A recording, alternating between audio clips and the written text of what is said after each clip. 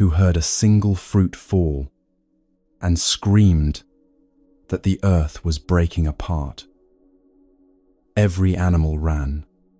The stampede was real, but its cause was a story, not a fact.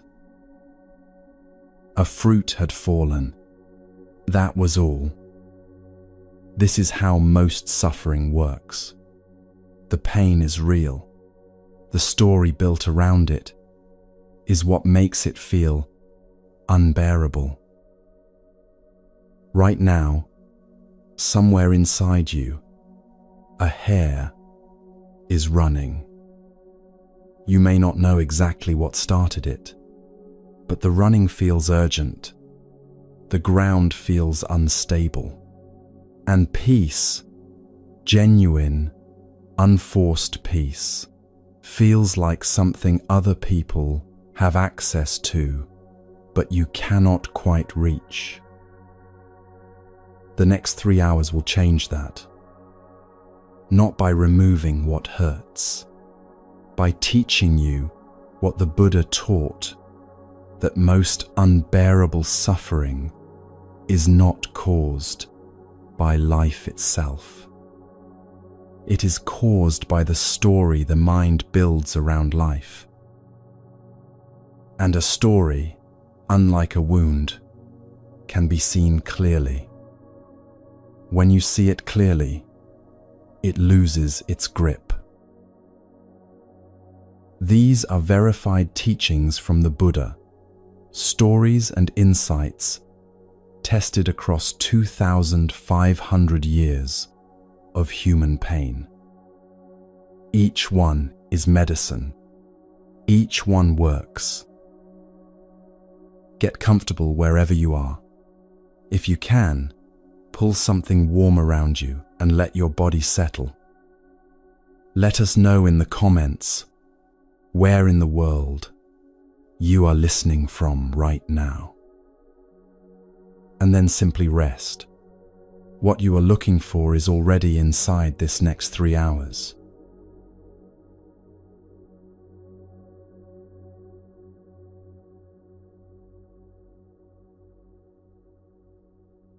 You are a monk in 5th century India. The monastery sits at the edge of a forest in the Ganges plain, where the air before dawn carries the smell of wet earth and distant wood smoke. Your robe is saffron. Your head is shaved. You have walked away from everything the world considers worth having: comfort, family, the quiet certainty of an ordinary life, because you are searching for something more reliable than any of those things. You are searching for peace, and you cannot find it. Not for lack of effort. You sit in the meditation hall for hours each morning, back straight, eyes closed, doing everything exactly as you were taught. But your mind refuses to stay where your body is. It pulls toward the conversation from yesterday with a fellow monk that ended with an edge neither of you acknowledged. It pulls toward the teaching from last week that you still do not fully understand and quietly fear you never will. It drifts forward into some imagined version of yourself, calmer, clearer, finally at ease. You are sitting completely still while your mind runs through a dozen rooms at once, and the gap between where your body rests and where your attention has traveled feels, some mornings, like the whole problem. You begin to wonder if something in you is simply not built for this. If certain people have access to stillness by nature, and you are not one of them. If all this effort is quietly proving something you did not want to know about yourself. One morning your teacher hands you a robe, old, worn thin at the elbows, in need of careful washing. He gestures toward the river without explanation. No wisdom attached to the task.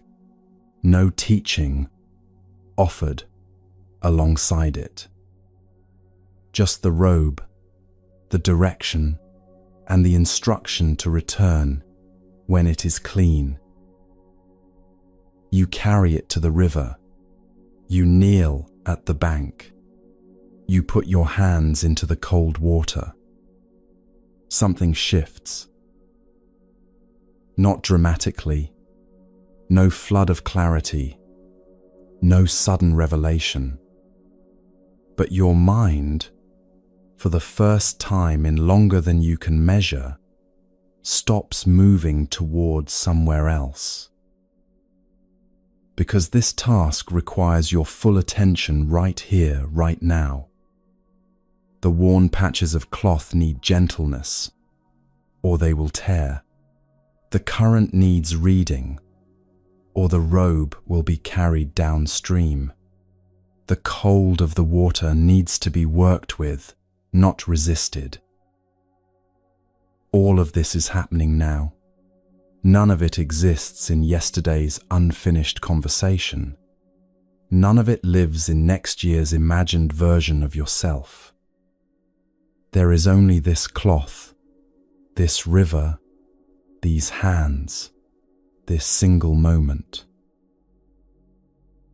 You stay at the river longer than necessary, because something in your body recognizes what your mind has been searching for through all those hours of disciplined sitting.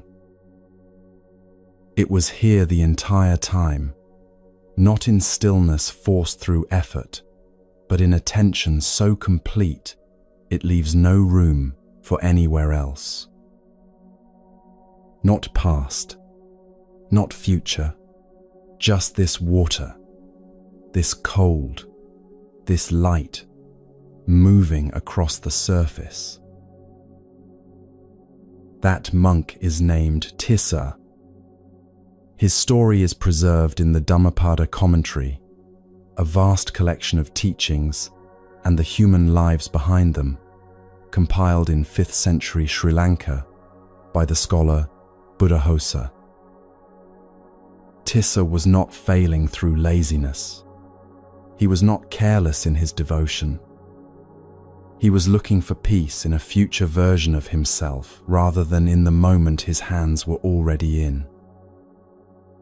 When he returned from the river, his teacher looked at him and said quietly, "What you were doing at that river was more important than any plan you have ever made for your future." This is what the Buddha taught about the present moment. Not as a spiritual concept to carry and occasionally recall, not as a destination earned after years of perfect discipline, as the only address where life is actually taking place. The past no longer exists as anything more than memory. The future does not yet exist as anything more than imagination.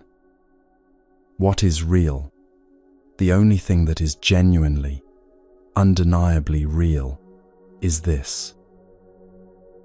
Think about what your mind does on an ordinary morning. Before your body has fully arrived in the day, your mind is already inside the meeting that starts in 2 hours. It is replaying the argument from 3 days ago, quietly rehearsing the words you should have chosen. It is somewhere vague and watchful, scanning for whatever might go wrong. Your body is in one location. Your attention is scattered across many others. This is not a personal failing. This is what an untrained mind does by default. It gravitates toward the past or the future because both feel more urgent than the quiet plainness of right now. And in that gap, between where your body is and where your mind has traveled, all the unnecessary suffering quietly takes root. The Buddha was precise about this. A mind wandering into the past finds regret, feelings tied to events that cannot be changed. A mind wandering into the future finds anxiety, feelings tied to events that have not arrived and may never arrive. A mind that stays where the body already is finds something neither of those places can offer. Not the absence of difficulty, not guaranteed comfort, but a quality of aliveness simply not available anywhere else. This teaching is not asking you to love the present moment. It is not asking you to find it beautiful or spiritually significant. It is asking something far simpler. Stop adding to it. Stop loading this moment with the weight of everything that has already happened and everything that might happen next. The moment, stripped of those additions, is lighter than you think. What makes it feel impossible is almost never the moment itself. Most people who are suffering right now are not suffering from what is happening in this exact moment. They are suffering from what happened 6 months ago and has not loosened its hold, or from what might arrive next year and has not yet shown its face.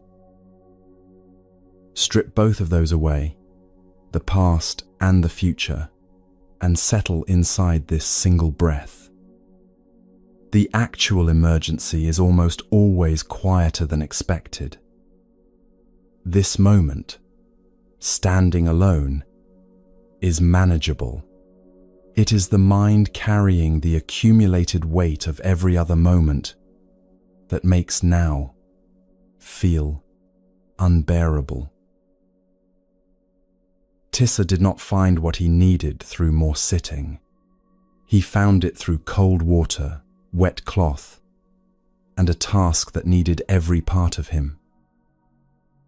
Presence is not something you think your way into. It arrives when the gap between your body and your mind finally closes. Closing that gap requires no monastery, no shaved head, no worn robe. It requires noticing when you have left this moment and returning. That single movement, noticing and returning, is the whole practice. Not arriving perfectly, not staying forever, just returning again and again to where your body already is. This can happen anywhere. When you eat slowly enough to actually taste what is in your mouth. When you listen to someone speak without quietly preparing your response while they are still talking. When you feel the temperature of water on your hands instead of solving tomorrow's problems in your head. These are not small consolations. These are the actual doorways. The present moment does not announce itself with fanfare or a feeling of special significance. It simply waits, without urgency, for the mind to arrive. Tissa came back from the river carrying something he had not held in months. Not an answer, not an achievement. A direct experience of what peace feels like when it stops being an idea and becomes something lived. Nothing outside him had changed. The monastery was the same. His unresolved questions were still there. But he had spent an hour with his mind and his hands in the same place at the same time, and that single hour had given him what months of restless, wandering thought could not. Wherever you are right now, whatever surface you are resting on, Whatever sounds move through the air around you, whatever the temperature feels like against your skin, this moment is not a waiting room. It is not a bridge towards something more worthy of your attention. It is the place itself, and it has been here the entire time you were somewhere else.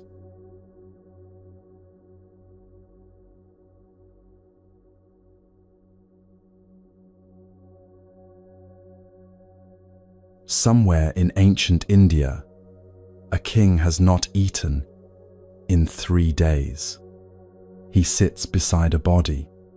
His queen, the woman they called Ubari, whose name alone was enough to soften a crowded room, died without warning, and the king has decided, in the wordless logic of grief, that he will not let her go. The body lies dressed in her finest clothes. Servants move quietly around the edges of the room, unsure whether to speak. Ministers wait outside the door. The kingdom, for all practical purposes, has paused. And the king sits, holding on. What he is feeling is real. No one looking at that scene could question the reality of his grief. But grief and the refusal to release are two different things, and the king has confused them. He believes that holding on is the same as loving her, that to let her be buried is to let her be erased, that the weight he is carrying is proof of how much she mattered. So he carries it, and the weight grows heavier with every hour, while the kingdom waits, and the body before him becomes something she never was. A wise counselor comes, not to argue with the king's grief, and not to rush him toward a tidier emotional state. He comes with a single question. He asks the king to walk with him, not away from Ubari, but toward her, closer than the king has dared to look in 3 days. They walk to where the earth near her body has begun its quiet work. The counselor points and asks, very gently, "Your Majesty, in her many previous lives, in all the forms she has already passed through before this one, which of these small creatures was she then?" He pauses, and then, and in the lives still ahead of her, which of them will she become next? The king stares. The question does not make sense to him at first, and then, slowly, it makes too much sense. Ubari was not a permanent, fixed thing that had been taken from him. She was a form, a beautiful, beloved, irreplaceable form that life had assembled and was now releasing. As it does, as it always does, with everything and everyone. She had passed through countless forms before this one, and she would pass through others still. What the king was refusing to put down was not Ubari. It was his idea of her, fixed, permanent, belonging to him alone. The story comes from Jataka number 207 in the Pali Canon, a collection of the Buddha's previous lives, recorded in the Theravada tradition. The counselor in the story is the Bodhisattva, the future Buddha, not yet fully awakened, but already carrying the particular kind of wisdom that cuts cleanly through delusion without cruelty. The teaching he offered the king was not about ubari. It was about the nature of ownership itself, about what we believe we possess and what we believe the loss of that possession says about us. Now consider what you are carrying right now. Not grief necessarily, though perhaps that too, but the other weights. The critical voice of a parent who has been dead for 10 years and still comments on your choices. The judgment of someone who dismissed you casually, perhaps without even realizing, and whose words you have been turning over ever since. The expectations of a family, a culture, a version of the world that decided what you should be before you were old enough to have a preference. The shame that arrived in someone else's anger and somehow became yours to carry home. The disappointment of people you love that has quietly installed itself inside your own chest and now speaks in your own voice. None of that was ever yours. The Buddha's teaching on non-clinging, what the Pali tradition calls anupadana, is usually explained as releasing attachment to things we want. But it works in the other direction too, and this direction is almost never discussed. We also cling to pain that was handed to us by others. We adopt it. We carry it as though it describes something true about us. We let it decide what we deserve, what we are capable of, how much space we are permitted to take up in a room. And we call this being realistic, or being humble, or simply knowing ourselves. What it actually is carrying someone else's robe and mistaking it for your own.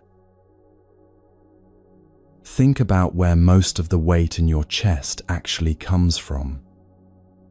Not from your own clear-eyed assessment of who you are, from the accumulated residue of other people's bad days, unexamined beliefs, and unresolved fears that were expressed in your direction and that you, without being asked, picked up and kept.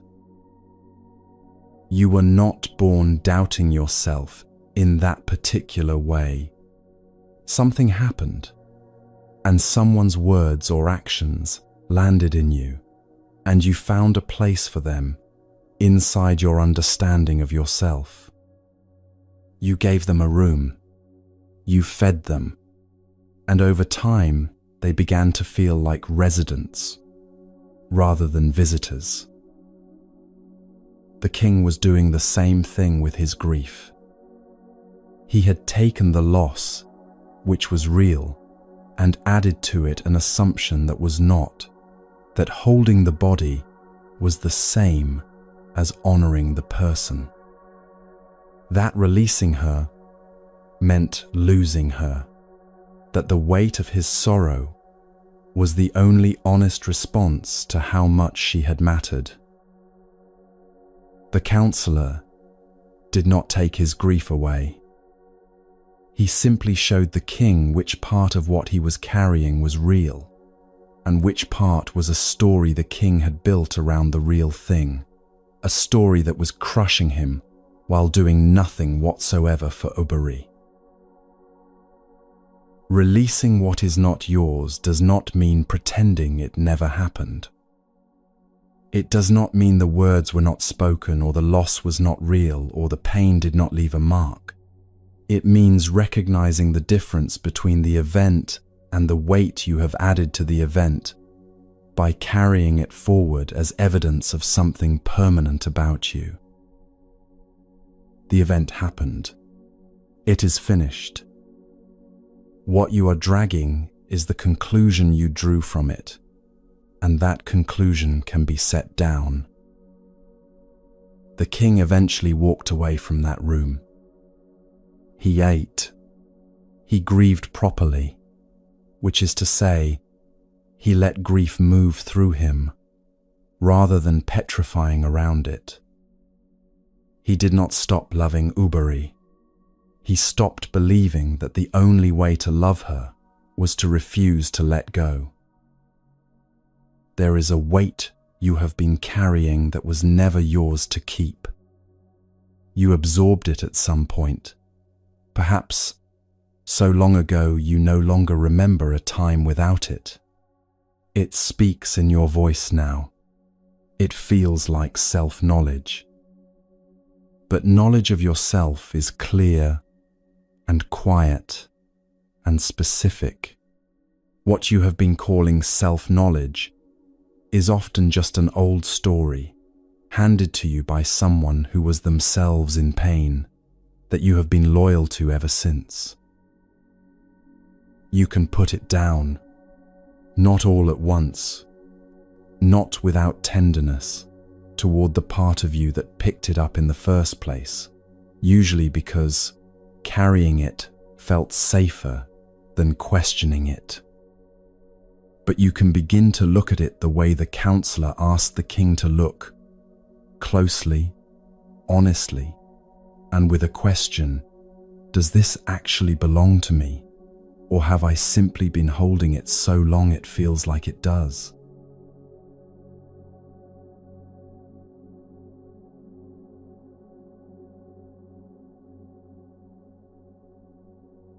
A man is standing waist deep in a river, not a calm river, a flood carrying everything with it, uprooted trees, loose earth, the debris of things that used to belong somewhere stable.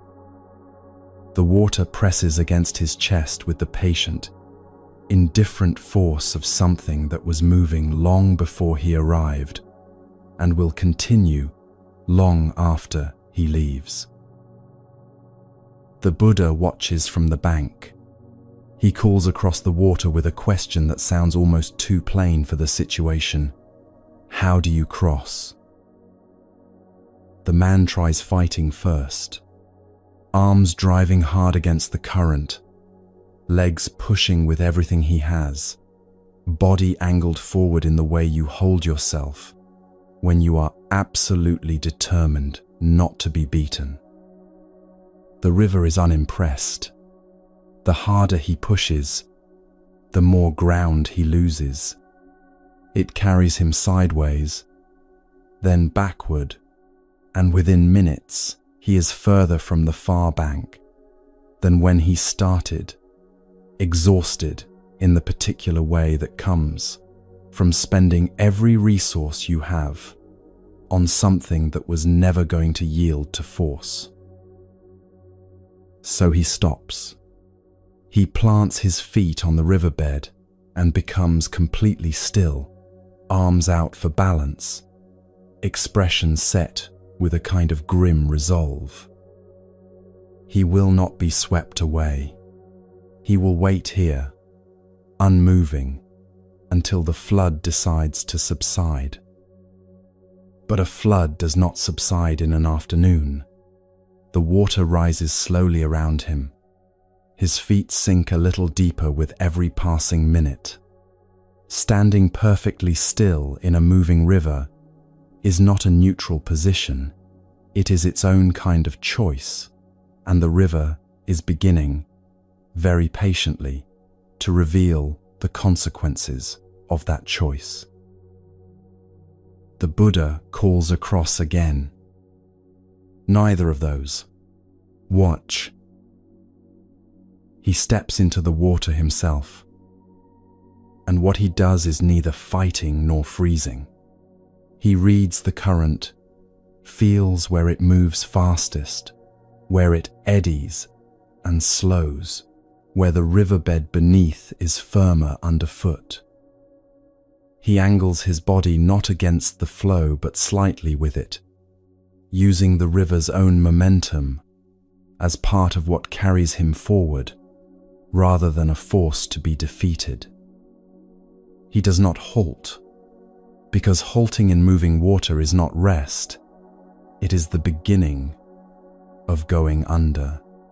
He does not strain, because straining against a current stronger than any person is a way of spending everything you have and ending up no closer to the other side.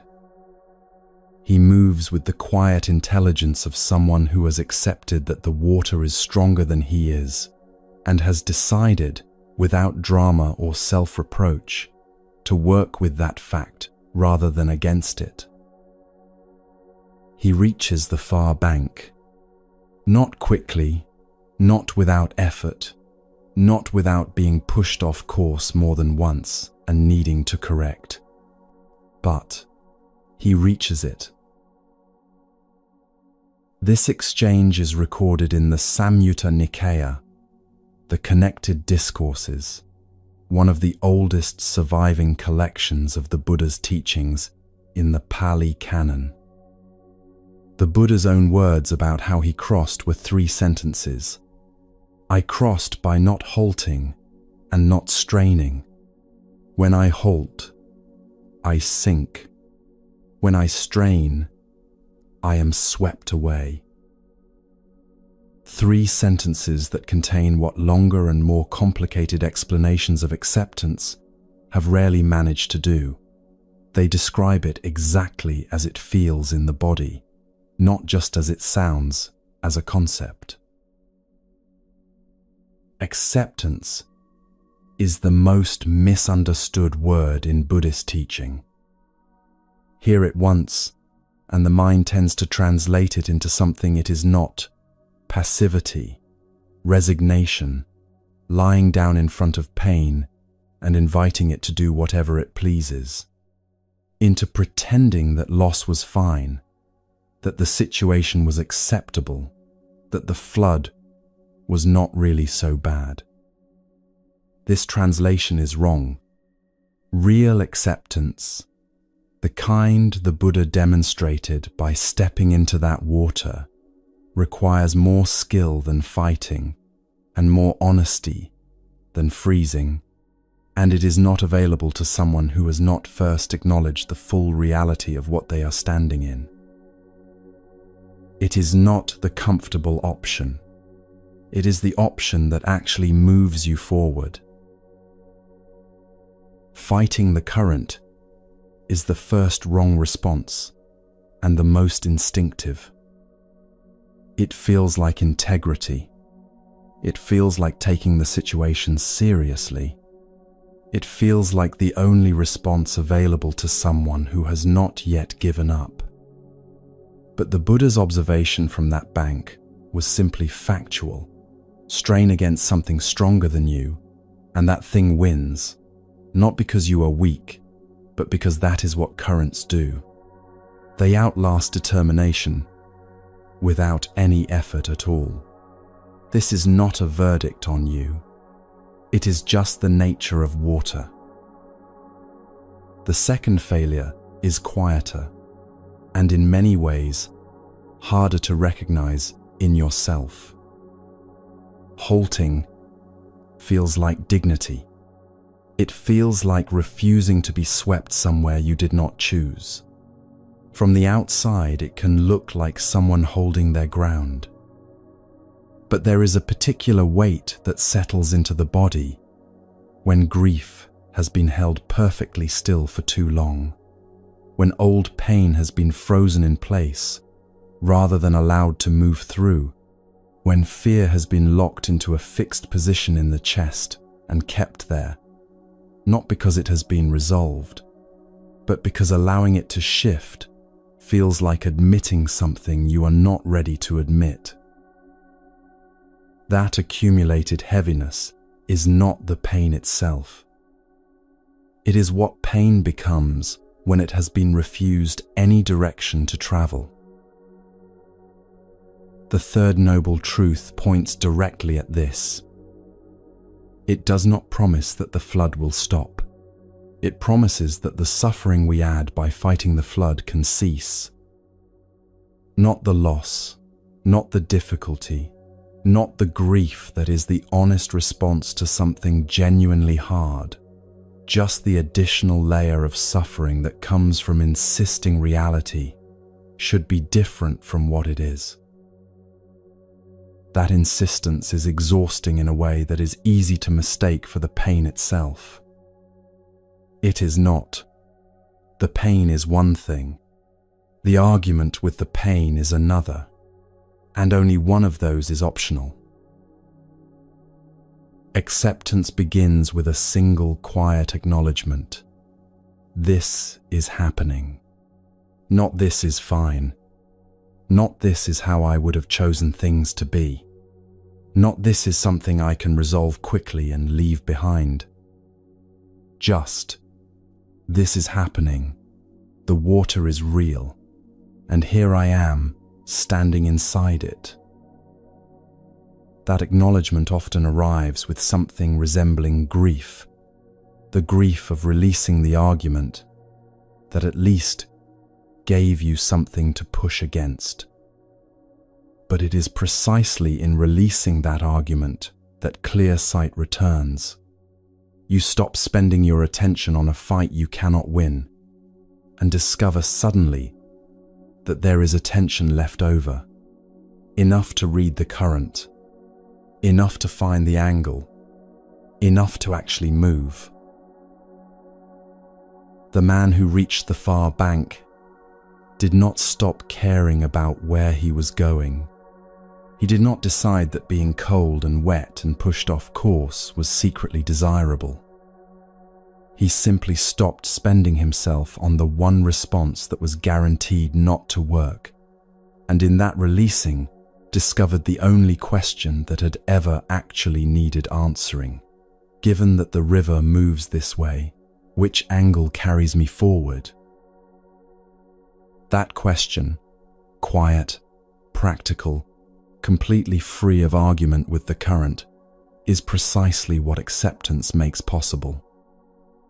Not a perfect crossing, not a dry one, but a real one.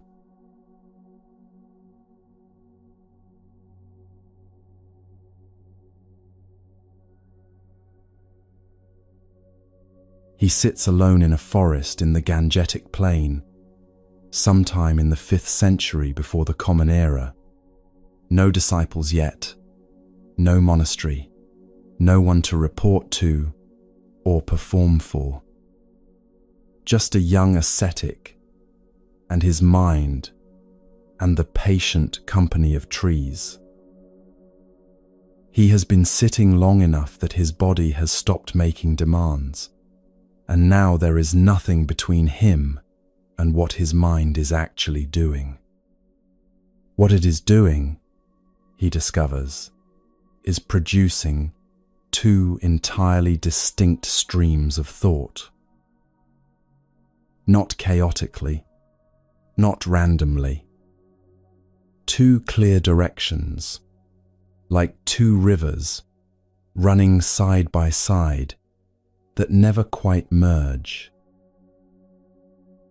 The first stream carries thoughts that pull, thoughts that want, that compare, that needle, and provoke, and return, no matter how many times they are passed over, to needle again.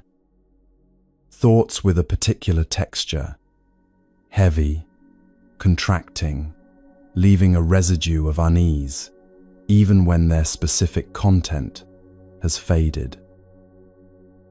The second stream carries thoughts of a different quality entirely. Thoughts that clarify rather than complicate. Thoughts that, when followed, lead somewhere spacious rather than somewhere tight. He sits with both streams long enough to notice something that changes everything that comes after. The streams do not have equal force by nature. They have equal force only when fed equally. Every time he engages with a thought from the first stream, follows its logic, elaborates its grievance, accepts its premise, that stream grows louder. Every time he lets a thought from that stream arise without chasing it, it fades. Not immediately, and not without resistance, but it fades. And the second stream, given the attention freed up by not following the first, grows clearer, steadier, more available. He also notices something about the first stream that is harder to see but equally important. Feeding those thoughts does not satisfy them. A thought about resentment, followed and elaborated, does not resolve the resentment. It recruits more thoughts of the same kind until the mind is crowded with them. A thought about wanting, fed with attention, does not become quieter, it becomes louder and recruits its relatives. The thoughts from the first stream promise resolution if followed far enough. They never deliver. They only deepen the channel through which more of themselves will flow. This person will spend the next several decades teaching what he discovered that afternoon. And much later, already an old man, he will describe it this way: whatever a person frequently thinks and reflects upon, that will become the inclination of their mind. He is the Buddha, and this account comes directly from the Majjhima Nikaya, the middle-length discourses, one of the oldest strata of Buddhist teaching in the Pali Canon. The discourse is called the Dvedhavitaka Sutta, the two kinds of thought. It is the Buddha describing in plain first-person language what he learned about the mind before he was the Buddha, which means it is not a teaching about perfect minds. It is a teaching that begins with the recognition that even an awakening mind produces both streams, and the question is never how to stop the first stream from arising. The question is only what you do when it does. Consider what this means for how you have been relating to your own thinking. Most people who are suffering from their thoughts are suffering not because the thoughts arise. Every human mind produces both streams, without exception, but because they have been taught, implicitly, to treat each thought as a verdict. A thought of inadequacy appears, and it is taken as evidence of inadequacy. A thought of dread appears, and it is treated as prophecy. A thought of self-reproach appears, and it is mistaken for self-knowledge. The thought is real, but the thought is not the truth about you. It is a movement in the mind, one of countless thousands of movements that pass through every day, and what gives it power over your life is exclusively the attention and belief you bring to it. The Buddha used a simile that lands with unusual precision. He compared the mind to a field and thoughts to cattle.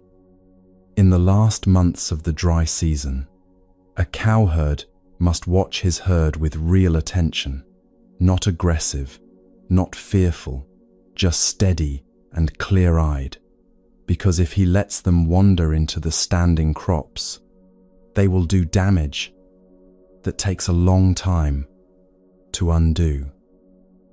He does not hate the cattle for wanting to wander. He does not punish them for their nature.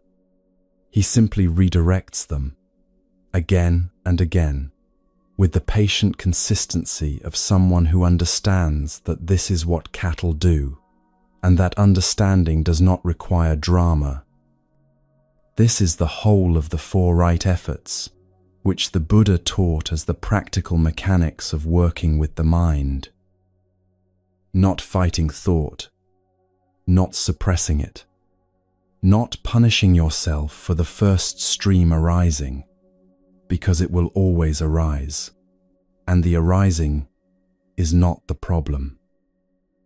The problem is the unexamined habit of following it into the standing crops every single time. The cowherd's job is not to eliminate wandering. It is to redirect, to notice, without alarm, that the cattle have moved toward the crops, and to bring them back. That quiet noticing and redirecting, practiced consistently, without self-reproach when it needs to happen again 5 minutes later, is what gradually changes the shape of the mind. What changes is not that the first stream disappears. What changes is that its grip weakens. The channel it has been running in, worn deep by years of being followed without question, begins to fill in, and the second stream, the one that leads toward clarity, toward ease, toward a mind that can actually see a situation rather than just react to it, that channel deepens.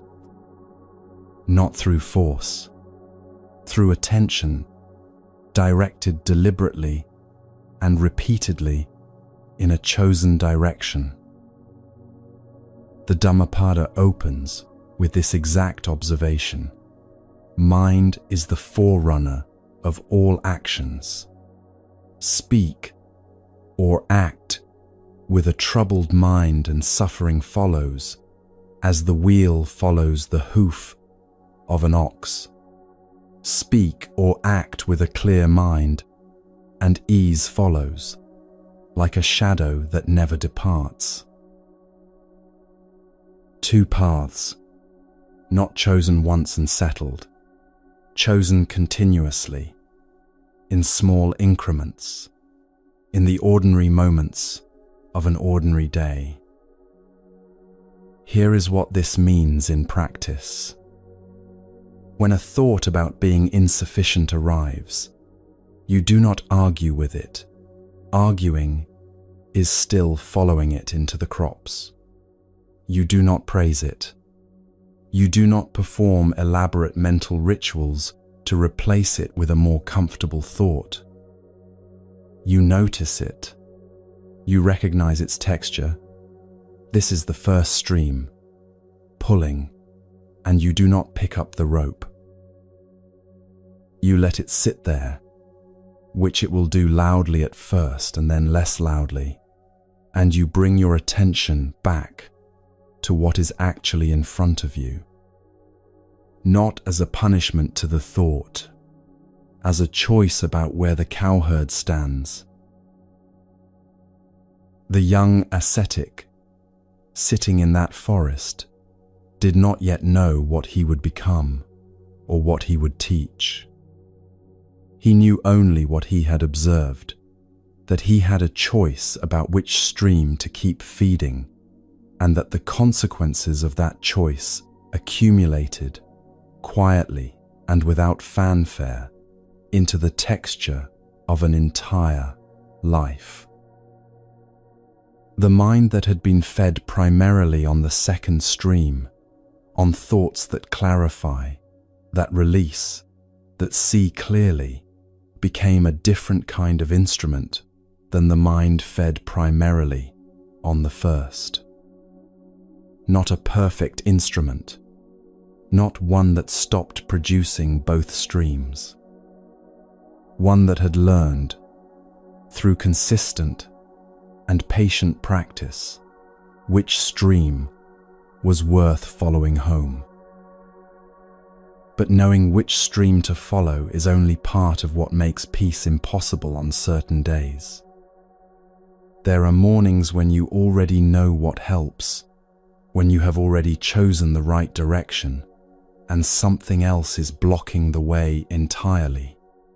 Not confusion about what to do, something deeper than that.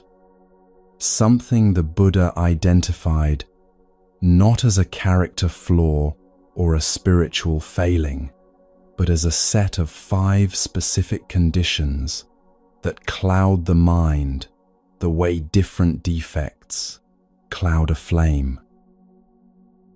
He taught them not as a list to memorize, but as a map, so that when the light inside you goes dim, you can look at the lamp itself and understand exactly what is interfering.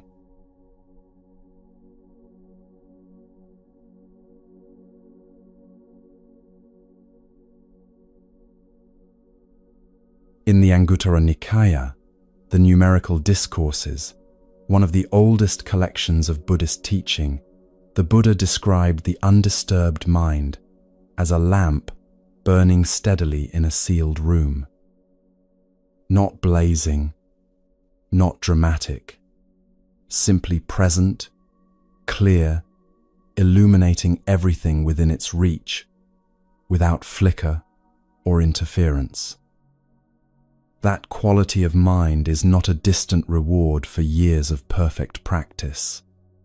It is the mind's natural condition when nothing is disturbing it. The hindrances are not things added to an otherwise neutral mind.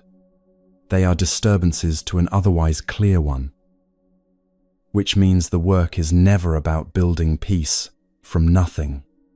It is about recognizing what is currently in the way.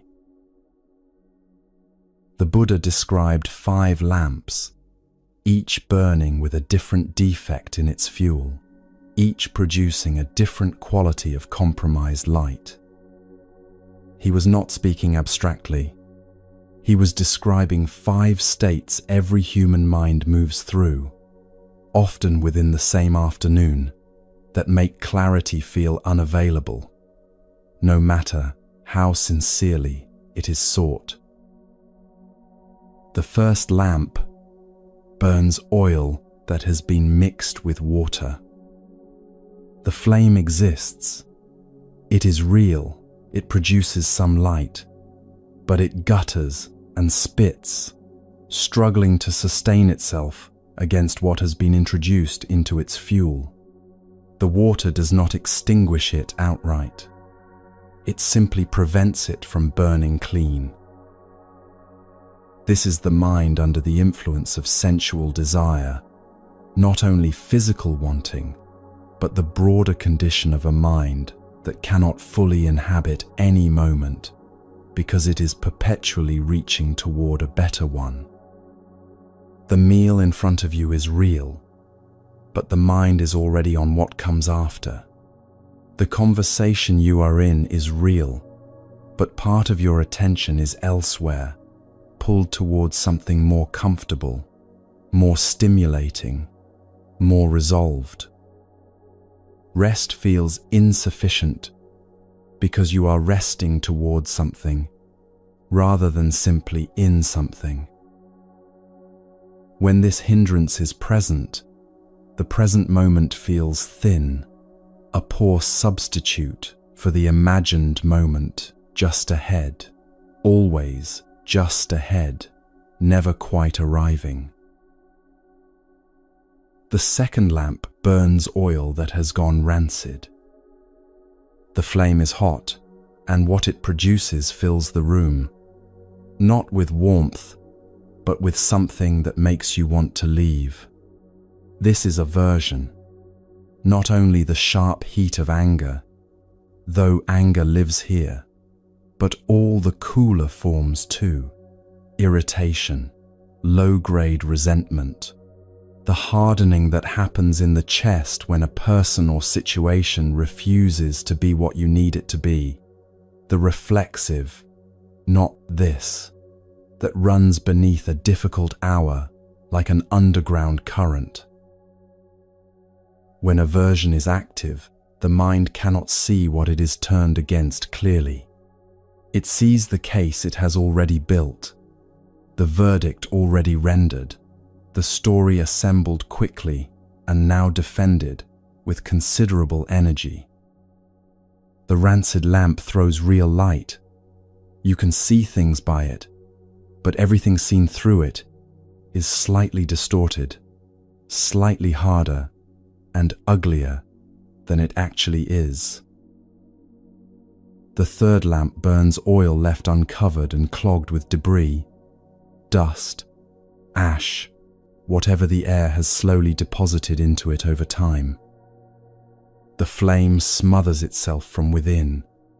It does not go out in a dramatic gust. It simply dims, slowly and persistently, unable to draw cleanly on what should be sustaining it. This is sloth and torpor, the hindrance people recognize most reluctantly in themselves, because it so effectively mimics rest. Not the innocent tiredness of a body that simply needs sleep, the particular heaviness of a mind that has withdrawn from full engagement, sluggish, foggy, unable to bring any real quality of attention to what is directly in front of it.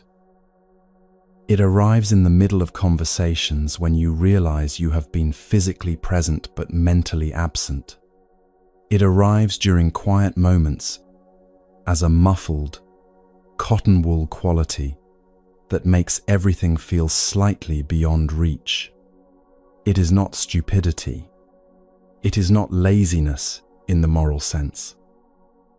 It is a clogged lamp, and a clogged lamp does not need more oil. It needs to be cleaned. The fourth lamp burns oil being constantly stirred by wind. The flame is alive, perhaps the most visibly alive of all five, but it cannot find its form.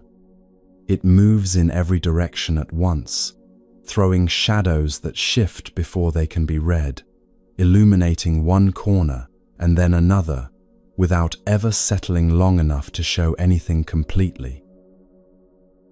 This is restlessness and worry, and it may be the most familiar hindrance to anyone listening to this right now. To anyone who has lain awake at 3 a.m. solving problems that cannot be solved at 3 a.m. To anyone whose mind, given even a small pocket of quiet, immediately fills it with movement. The wind stirring this lamp is the mind's own momentum, thought generating thought, concern spawning concern, one unfinished mental thread snagging on another until the whole interior is noise. Restlessness does not feel like a problem from the inside. From the inside, it feels like engagement, like diligence, like taking life seriously enough to keep working on it. It takes genuine stillness to see that the flame is not illuminating anything. It is simply moving. The fifth lamp burns oil clouded with sediment. The flame itself may be adequate, but the medium it shines through is murky, and so what the light produces is not clarity, but a diffuse and unreliable glow, shapes without edges, outlines without detail, the persistent sense of almost seeing something but not quite.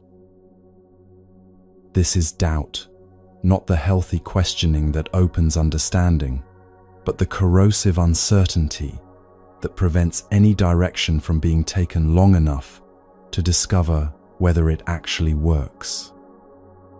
It is the mind that researches instead of practicing, that reconsiders instead of proceeding, that asks one more time whether this is really the right path, just as the path was beginning to show results. Sediment does not destroy the oil. It suspends itself through it, making clear sight impossible without being obvious enough to identify easily. Which is exactly how doubt operates. Not loudly enough to be confronted directly, just persistently enough to prevent anything from fully landing. 5 lamps, 5 distinct qualities of compromised light. And here is what the Buddha's teaching asks you to do with this. Not eliminate these states, because they arise in every human mind without exception, and their arising is not a moral failure. But name them when they appear. That naming alone is not small. The moment you recognize that what you are experiencing is a rancid lamp rather than an accurate reading of reality, something shifts. Not because the aversion immediately disappears, but because you have stepped slightly outside it, enough to see it as a condition rather than a conclusion. Enough to stop treating what it shows you as truth. Enough to remember that underneath the compromised flame, the lamp itself is undamaged. The clear burning is still possible. It has simply been interrupted. The Buddha was not describing 5 permanent features of a broken mind. He was describing 5 weather patterns that pass through an essentially workable mind. Workable not because it is perfect, but because it is capable, in any given moment, of recognizing what is currently obscuring it. That recognition is where everything begins, not in the achieving of a state beyond disturbance. In the simple, repeatable, completely ordinary act of looking at the lamp and seeing clearly what is interfering with the light.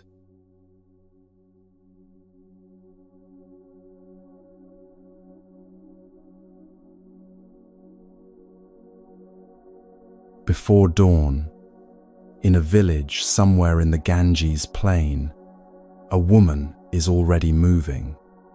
The sky is the color of ash. The other houses are still dark. She has been awake since before the birds, because being awake before the birds is not a choice she makes. It is something that is made for her, by her owner, by the structure of a life she did not choose and cannot yet leave. She carries water. She has carried water every morning for as long as she can remember. The path to the river is worn into her feet the way certain griefs are worn into the chest. Not noticed anymore, just carried. Her name is Puna. And this particular morning, at the river's edge, she finds someone she did not expect. A woman is already there, sitting, still, in the particular way that suggests she has been sitting for some time and could continue indefinitely without effort. Her robe marks her as a Buddhist nun. Her face has the quality of someone who has, through long practice, stopped arguing with the morning. Her name is Dhammadinna, and she is one of the most accomplished practitioners of her generation. The texts describe her as foremost among those who can teach the Dhamma, which is to say, she has not only understood the teaching, but learned to transmit it in a way that actually reaches people. Puna sets down her water vessels. She looks at this woman who rises before dawn by choice. When Puna rises before dawn by compulsion, and asks the question that has formed itself in her chest without her quite knowing when it arrived. "You are free," she says. "Why do you still rise before dawn?" Dhammadinna is quiet for a moment. The river moves. The sky lightens by a degree too small to name. Then she says something that takes the question apart at its foundations. Because freedom has its own thirst.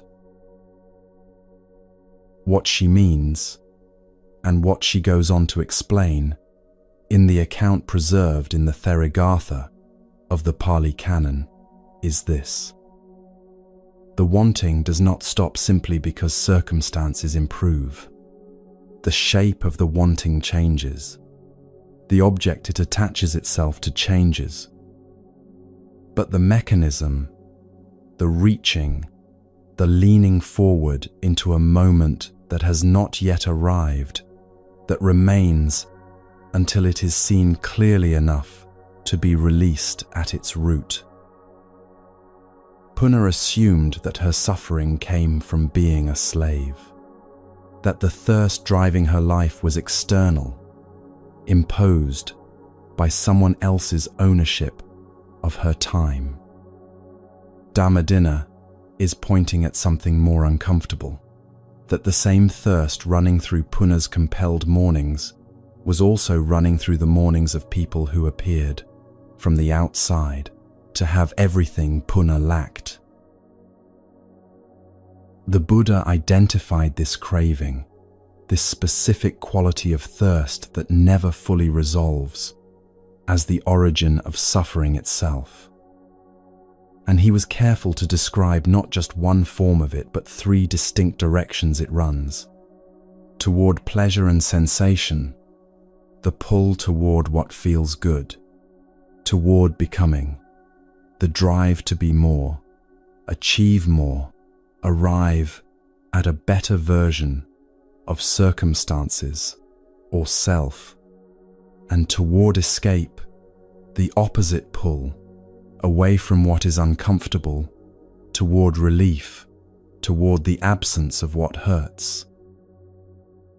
Three directions, one mechanism, the same thirst wearing different faces, depending on what the mind has decided it currently needs. Consider how this moves through a single ordinary day. In the morning, it presents as ambition, a perfectly reasonable orientation toward goals, toward growth, toward building something worthwhile. By the afternoon, it has shifted into comparison, the sudden awareness that someone else seems further along, more settled, more at ease than you feel.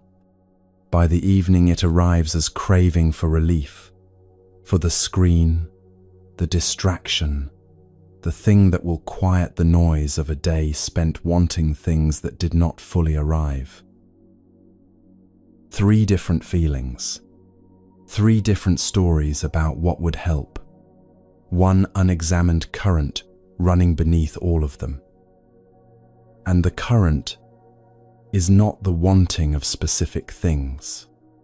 It is the habit of wanting as a default relationship with experience, the background assumption that the present moment is insufficient and that what is needed is located somewhere slightly ahead.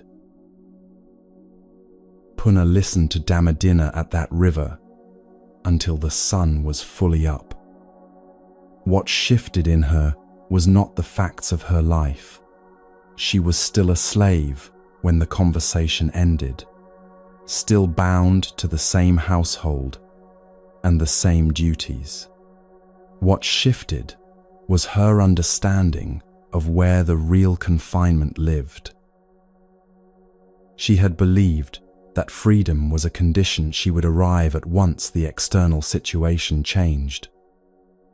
Dhammadinna showed her that a person can be externally free and internally driven by the same restless thirst.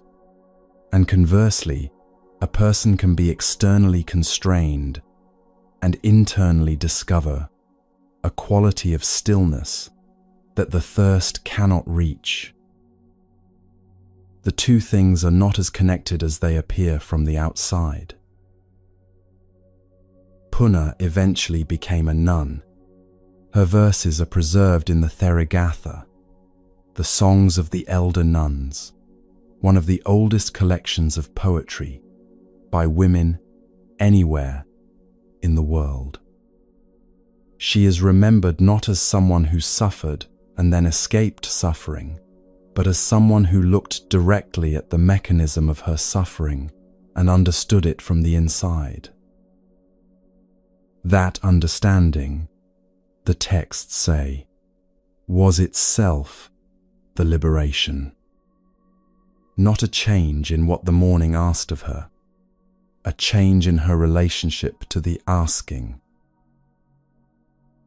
The teaching asks something specific of you here.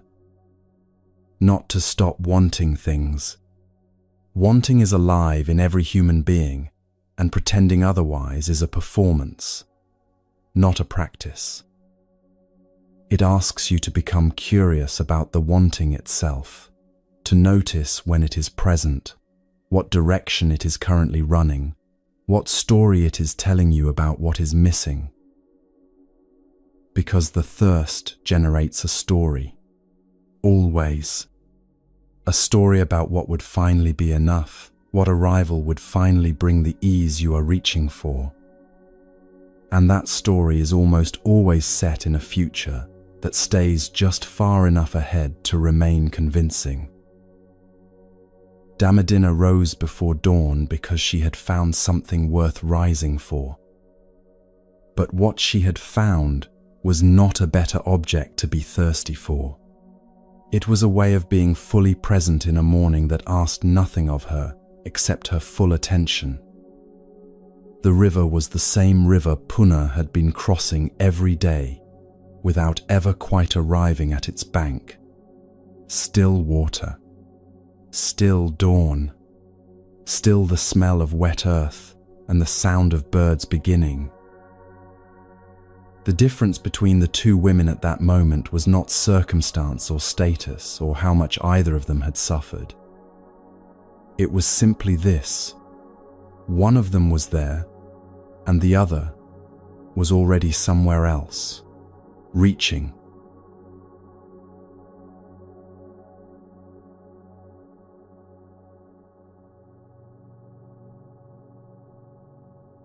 Start with a question, not a comfortable one.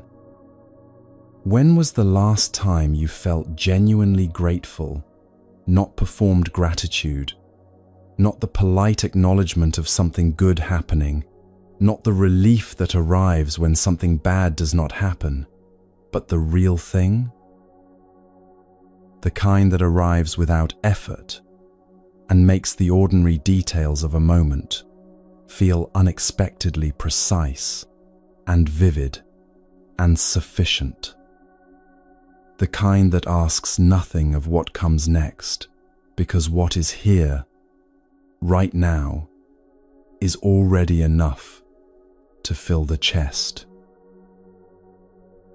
For most people, that feeling is rare, and when it does arrive, it tends to be tethered to conditions, a specific piece of good news, a reunion, a moment when something feared did not come to pass. As soon as the conditions shift, the gratitude goes with them, which means it was never really gratitude at all. It was relief wearing gratitude's face. The Buddha made a distinction here that very few teachers have made clearly since. He said that two kinds of people are genuinely rare in the world. The first is the person who acts generously toward others without being asked. The second is the person who, having received something, care, kindness, support, the simple fact of another person's goodwill, actually recognizes it and carries that recognition forward. Not the person who says thank you. The person who sees what was given, understands what it cost, and allows that understanding to change something in how they move through the world afterward.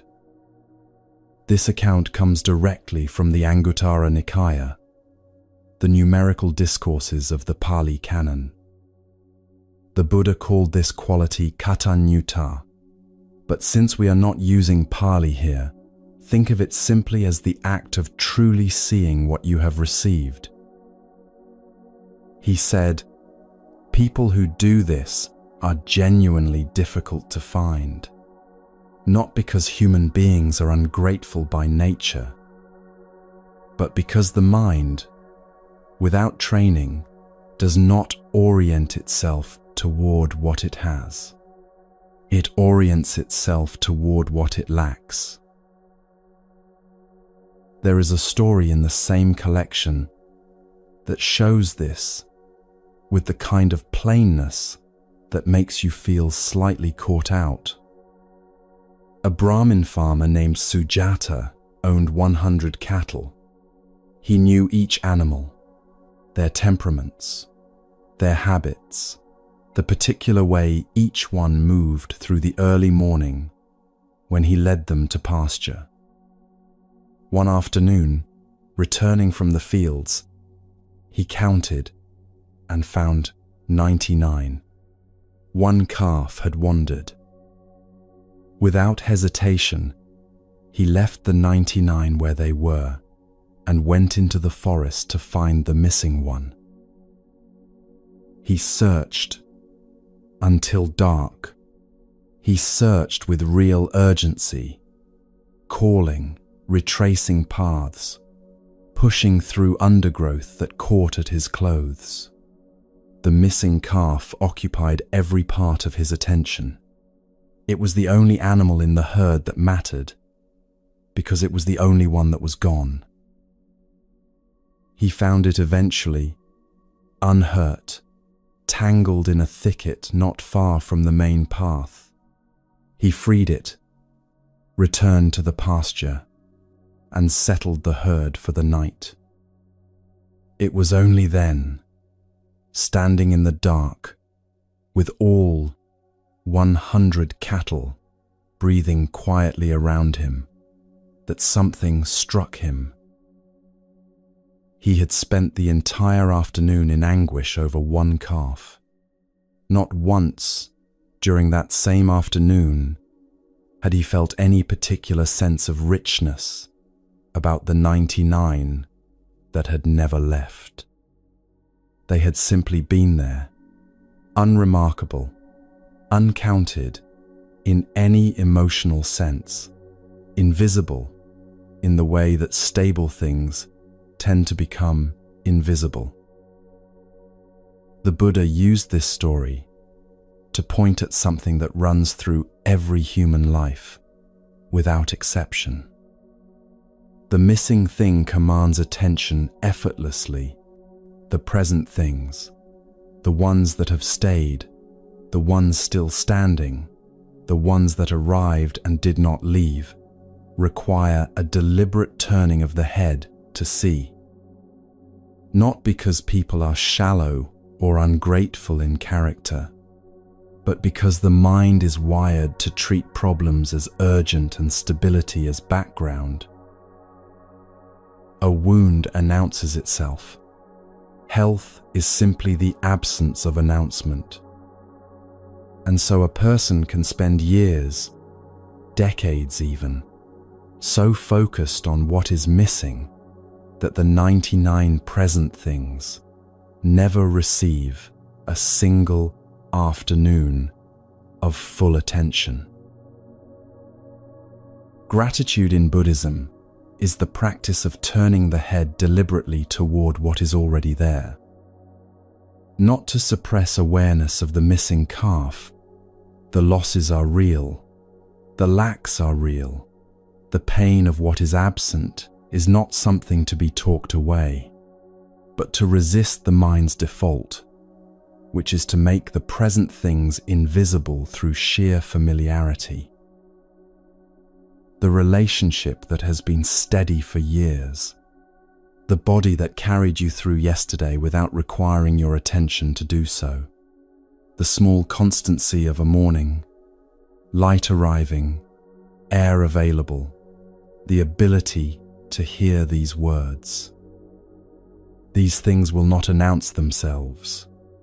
They will wait in the background indefinitely, patient and uncomplaining until either they are noticed or they are gone. Sujata stood in the dark with all 100 cattle and felt, for the first time that day, something close to wonder at what had been there the whole time he was searching.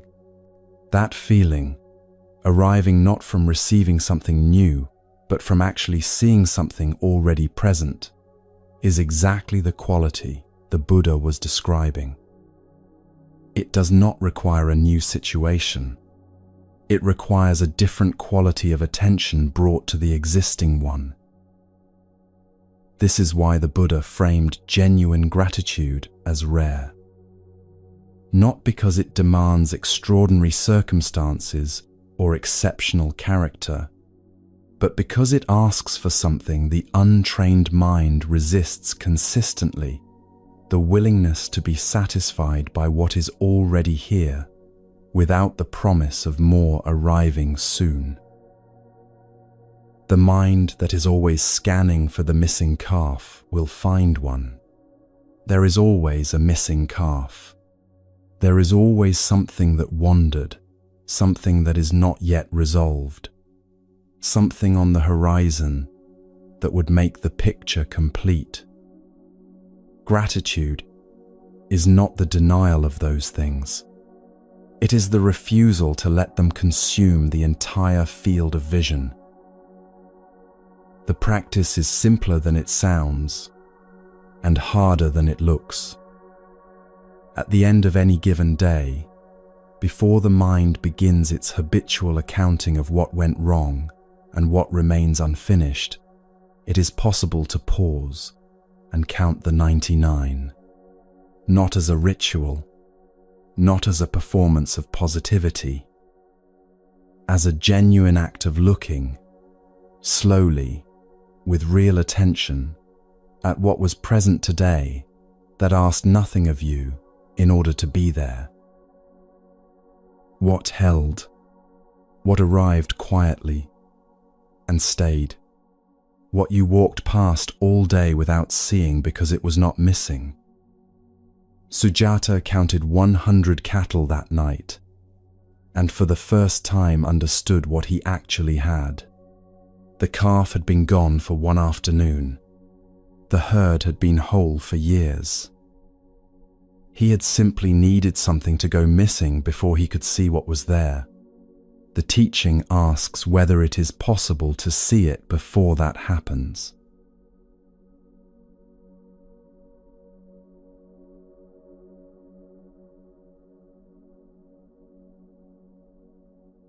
"25 years. That is how long Ananda served the Buddha. Every day for 25 years, he was there, arranging the robe, remembering the teachings, walking slightly behind, managing the 1,000 practical details that allowed a teacher to keep teaching without being consumed by logistics. He knew the Buddha's pace when he was tired and when he was well.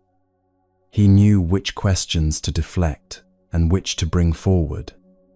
He knew, without being told, when silence was needed and when presence was enough. In the entire history of the early Buddhist community, no one spent more time in proximity to the Buddha than Ananda. No one knew him more completely as a human being rather than as a figure.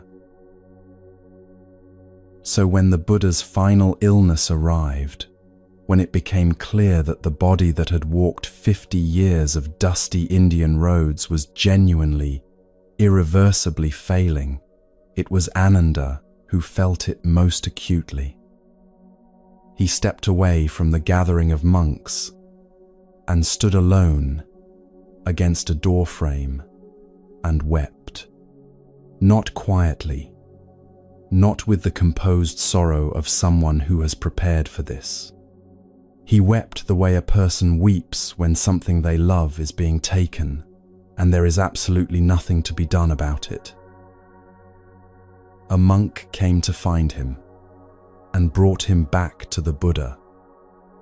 And what the Buddha said in that moment is recorded in the Udana, the inspired utterances, one of the oldest texts in the Pali Canon.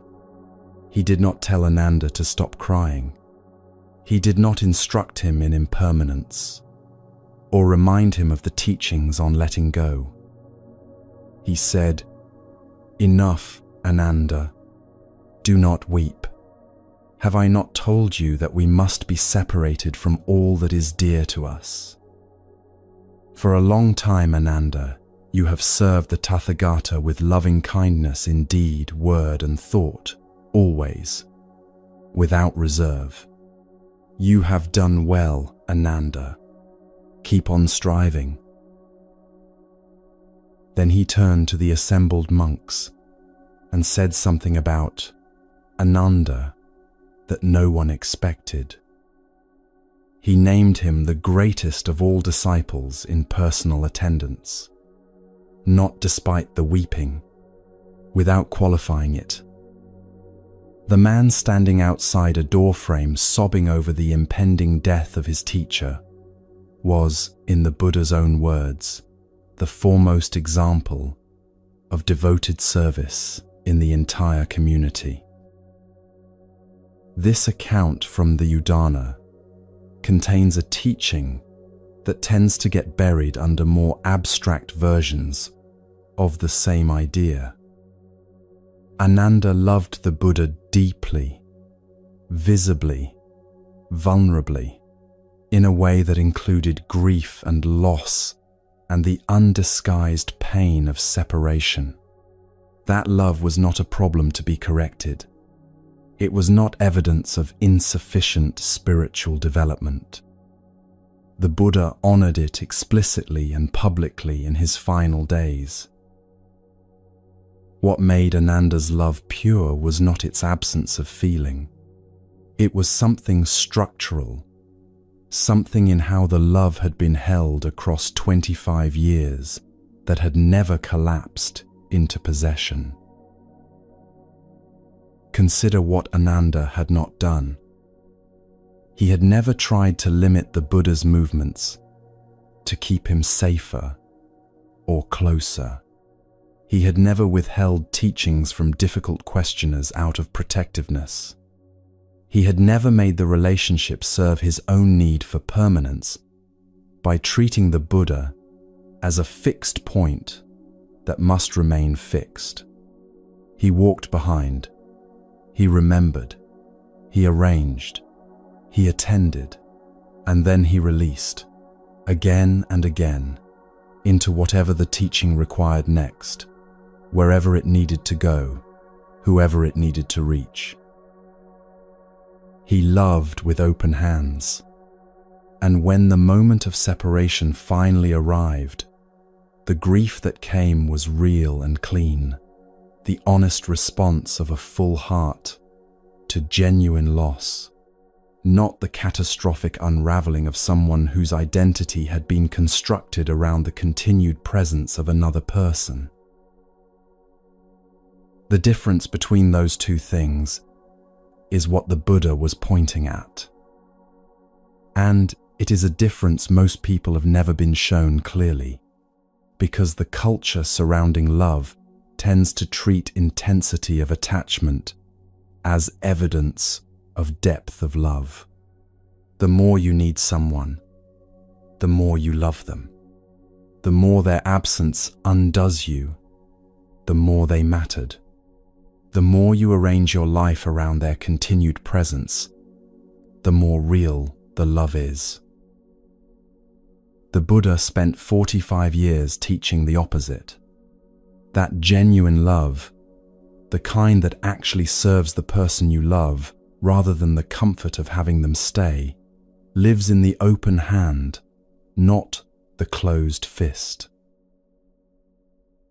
Think about the relationships in your own life where love has curled into grip, where care has quietly become control, where the desire for another person to be well has slid, almost imperceptibly, into a need for them to be well in specific ways that leave you feeling secure, where you love someone but also, underneath the love, require something from them, a particular response, a continued presence, a version of themselves that matches the version you have built your peace around.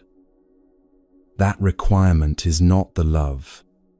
It is the fear that arrived alongside the love and has been traveling with it ever since, quiet enough to be mistaken for the same thing. The grip tightens when we confuse these two, when we believe that releasing the requirement is the same as caring less. That holding loosely means holding cheaply. That a love without conditions is a love without substance. But watch what grip actually does to the things it holds. A hand closed too tightly around a living thing does not protect it. It restricts it. It shapes it to the dimensions of the fist rather than to its own nature. And eventually, inevitably, the living thing either escapes or stops being fully alive within the hold.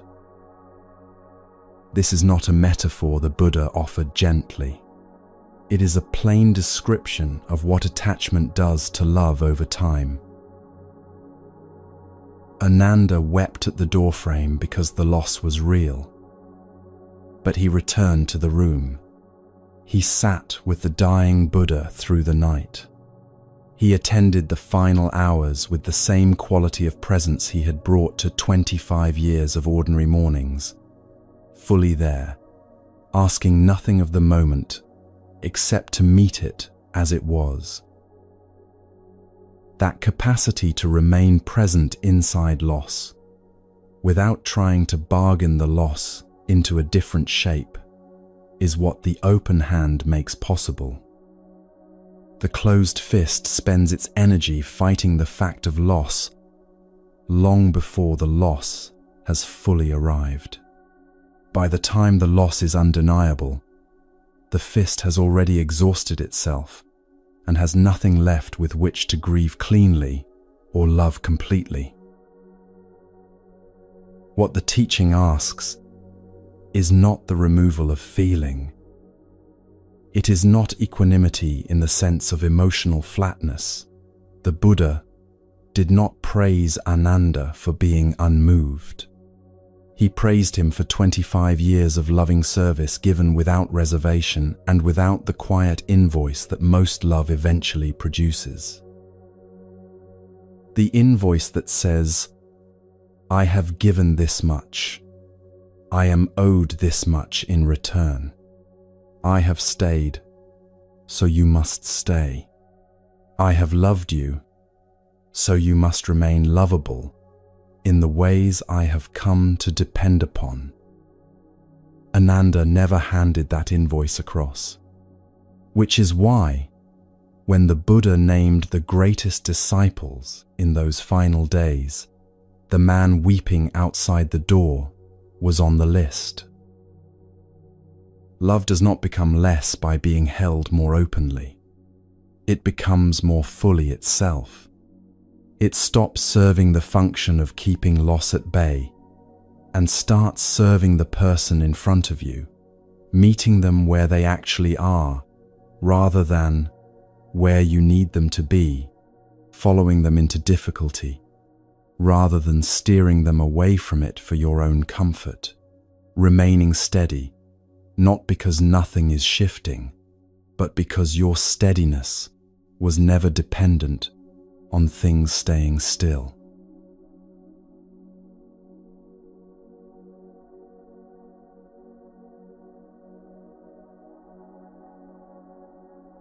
Picture the scene. It is night somewhere in ancient India, and a group of bandits have a monk. They found him traveling alone. No companions, no protection, nothing worth taking in any material sense. But they have use for him anyway. The ritual they are preparing requires a human offering, and a solitary monk on an empty road is, for their purposes, a convenient find. They bind him. They build the fire. They sharpen what needs sharpening. They do all of this in full view of the man they intend to kill, in the way that people do when they have no particular reason to hide their intentions.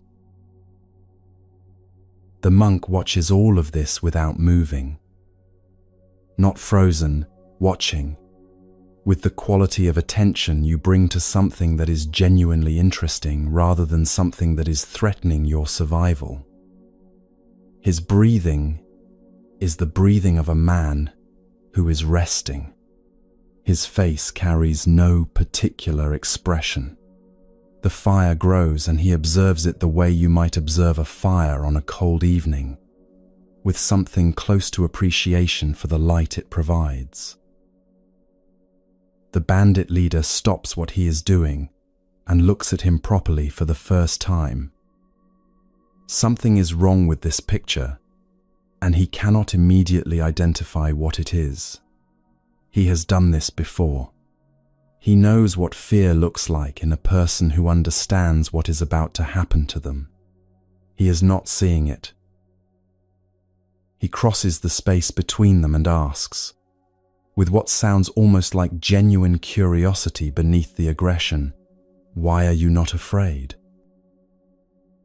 The monk, his name is Adimutta, and his account of this night is preserved in the Theragatha, the Songs of the Elder Monks, one of the oldest surviving collections of first-person Buddhist testimony, considers the question as though it is actually worth considering.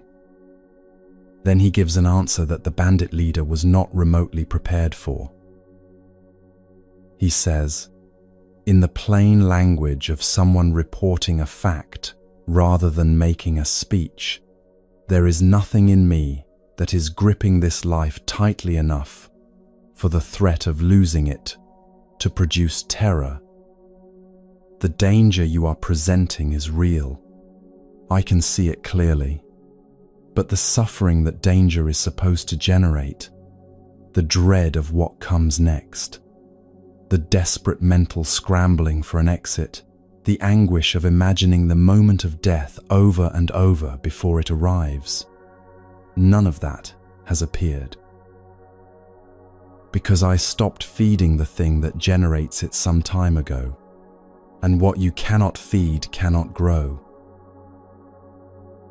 The bandits release him, not because he persuaded them philosophically, because what they encountered in him made the entire premise of the situation feel suddenly incoherent. Their power over him depended on his suffering, the anticipation of what they intended to do. Without that anticipatory suffering, the leverage simply did not exist. Now sit with what is actually being described here. Adimutta was in genuine danger. That is not being minimized or spiritualized away. The first layer of difficulty, the real, external, undeniable fact of his situation, was fully present. What was absent was everything the mind typically constructs around a first layer of difficulty. The forecasting of horror, the replaying of how this situation came to be, and what different choices might have prevented it. The imagining of the moment of death in vivid, repeated detail before it had arrived. The grief about everything that would be lost. The terror of the unknown that waits on the other side. All of that is real suffering. All of it is self-generated. And in Adimutta, none of it was present, not because he was suppressing it, but because the practice he had cultivated had genuinely, structurally removed the mechanism that produces it. This is the teaching the Buddha returned to across decades of conversation with people in pain. Life delivers difficulty. This was never in question and was never promised to be otherwise. A body gets sick. Something you built carefully falls apart. Someone you love moves away from you in some direction you cannot follow. These arrivals are real, and their weight is real, and nothing in Buddhist teaching asks you to pretend otherwise. But then the mind begins its additions, and the additions are where most of the actual suffering lives. The additions arrive quickly, and they sound like thinking. They sound like you processing what happened. But processing and adding are different activities. Processing moves. It looks at what is present, understands what it can, and releases what it cannot change. Adding circles. It returns to the same wound to press on it again, not because pressing produces anything useful, but because the mind in distress mistakes re-examination for progress. This should not have happened. I should have seen it coming. Something is fundamentally wrong with my life for this to be the case. Other people manage their equivalent difficulties without being this undone by them. I should be further along by now. Each of those sentences opens something fresh. Not the original difficulty, something new, built on top of it, borrowing the original difficulty's weight, while adding entirely new dimensions of suffering that the original event alone would never have generated. Adimutta had not arrived at his particular freedom by avoiding hard experiences. The Theragatha verses make clear that his path included precisely the kinds of difficulty that produce second layers in ordinary minds: loss, uncertainty, the grinding ordinariness of a practice that does not announce its progress. What he had learned through that long ordinary practice was the difference between the event and the story about the event. Between the difficulty and the verdict, the mind immediately wants to issue about what the difficulty means. Between the wound and the interpretation of the wound as evidence of something permanent and damning about the nature of his life. He had learned to let the first layer be exactly what it was: present, real, acknowledged, without automatically generating the second. This is available to you in smaller increments than Adhimutta's situation, and those smaller increments are where the practice actually lives. The next time something genuinely difficult arrives, and it will arrive because that is the nature of a life, try, just as an experiment, to stay with the first layer for a moment before the additions begin. This is what is happening. This is what I am feeling right now, in this moment, in this body. Not what it means, not what it predicts, not what it says about you, not what should have been done differently to prevent it. Just, this is here.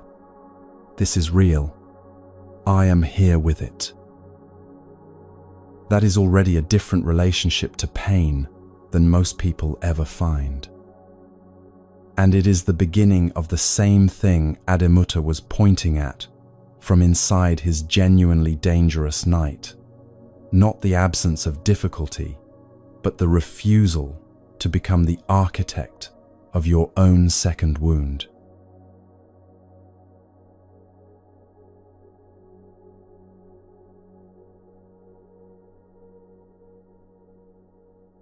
He had been teaching for decades, village after village, city after city, the same patient offering of the same patient teaching to whoever arrived with genuine questions and whoever arrived looking for a fight. He had sat with kings and with people who had nothing. He had taught murderers and merchants and grieving mothers and monks who later betrayed everything he had given them. He had by any measure done the work. And then one rainy season, the monks of a particular monastery could not stop arguing.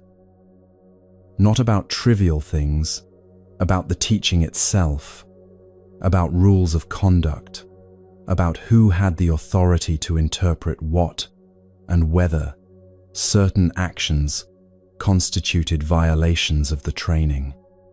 The arguments had the particular bitterness of disputes between people who care deeply about the same things and have arrived at irreconcilable positions about what those things require.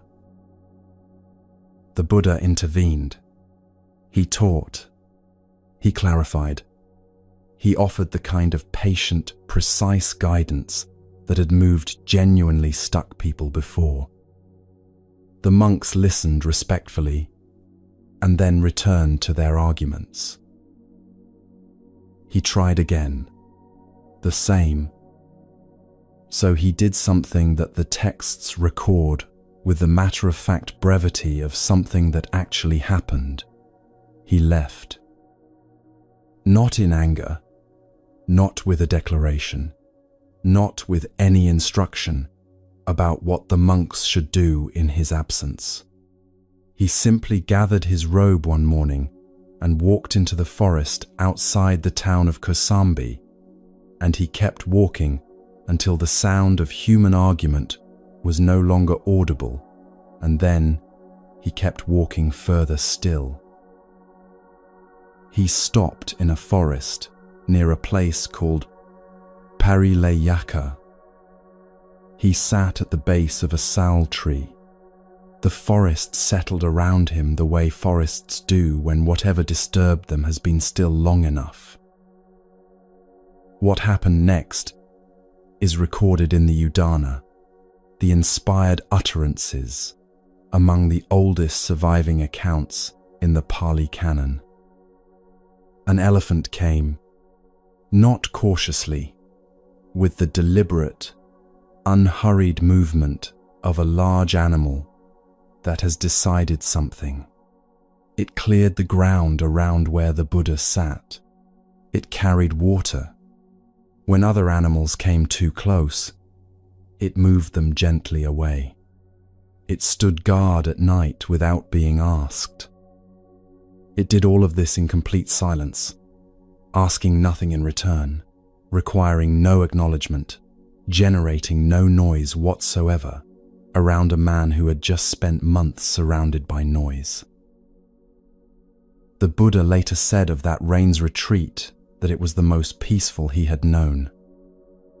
Not the most productive in terms of teaching, not the most significant in terms of doctrinal development.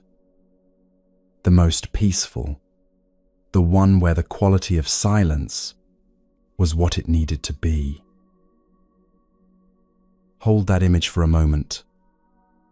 The person considered by the entire tradition to have achieved complete liberation from suffering, the person whose teaching forms the entire basis of everything being discussed across these hours, needed, at a particular point in his life, to walk away from a difficult human situation and sit quietly in a forest with an elephant for company.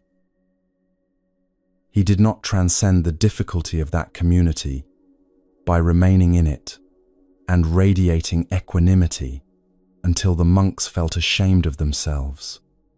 He left. He rested.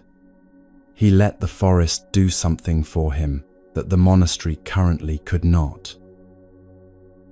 This is one of the most quietly radical things in the entire early Buddhist record, and it tends to receive far less attention than it deserves. Because what it establishes, without argument or elaboration, is that difficulty is not evidence of insufficient practice. The presence of a hard situation in your life is not a signal that you have failed to understand something fundamental.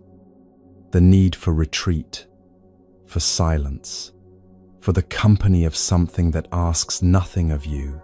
These are not signs of weakness in a person who should be further along. They are the honest response of any sensitive being to the actual texture of a life lived in contact with other people, with change, with the grinding, ordinary difficulty of conditioned existence.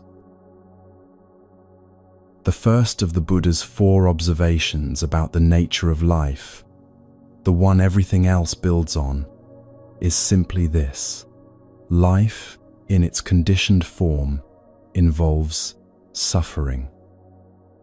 Not occasionally, not as a punishment for specific failures, not as a phase that spiritual development eventually moves you beyond, as a structural feature of existence that includes even an elephant's patient vigil in a quiet forest, and even the most peaceful rains retreat the Buddha ever knew. The teaching is not that suffering should not be there. It is that suffering, clearly understood, does not have to be compounded by the belief that its presence means something has gone wrong.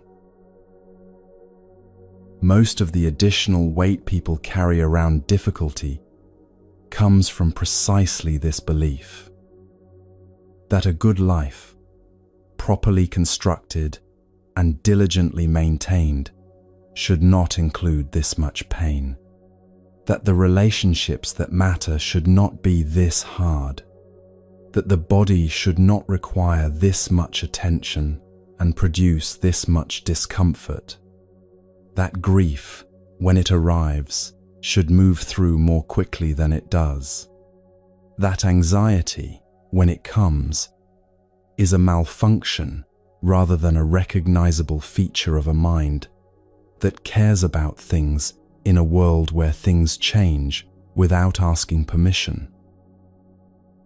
Each of these beliefs adds its own weight to whatever the original difficulty already weighs.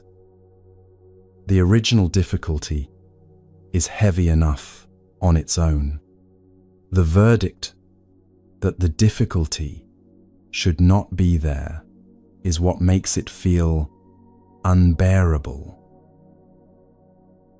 The monks of Kosambi eventually stopped arguing. The accounts differ slightly on what shifted, but the community reconciled, traveled to find the Buddha in his forest, and asked him to return. He did. The teaching continued. The difficult people were still difficult, and the unresolved questions were still unresolved, and the human community was still a human community, with all the friction that produces. The forest retreat did not change any of that. It was not meant to.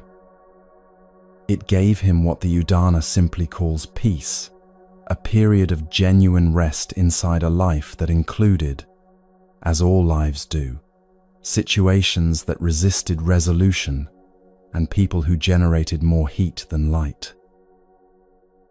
There is something in that, for everyone carrying the extra weight of believing their difficulty is evidence of personal failure. The difficulty is not the evidence.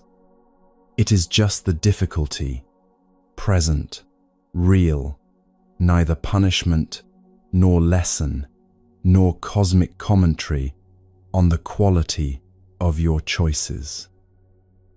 Just what a conditioned life, lived honestly among other people and inside a body that ages and a world that changes actually feels like from the inside. The elephant came because the forest had what the monastery did not. That is not a spiritual metaphor. It is a plain description of a person identifying what he needed and moving toward it without apology. Knowing the difference between the weight you are carrying and the extra weight you have added to it by deciding the carrying means something damning about you. That distinction, held clearly and returned to consistently, is among the most relieving things Buddhist teaching has to offer.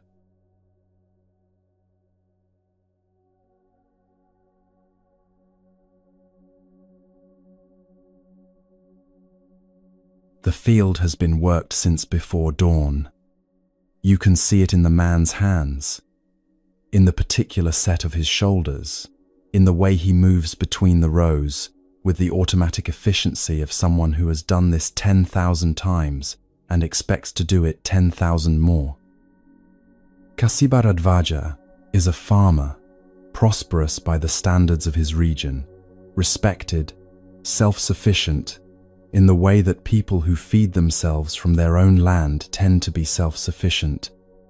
He has opinions about work, strong ones, the kind that have been sharpened by years of physical evidence, about what happens when effort is applied correctly and what happens when it is not.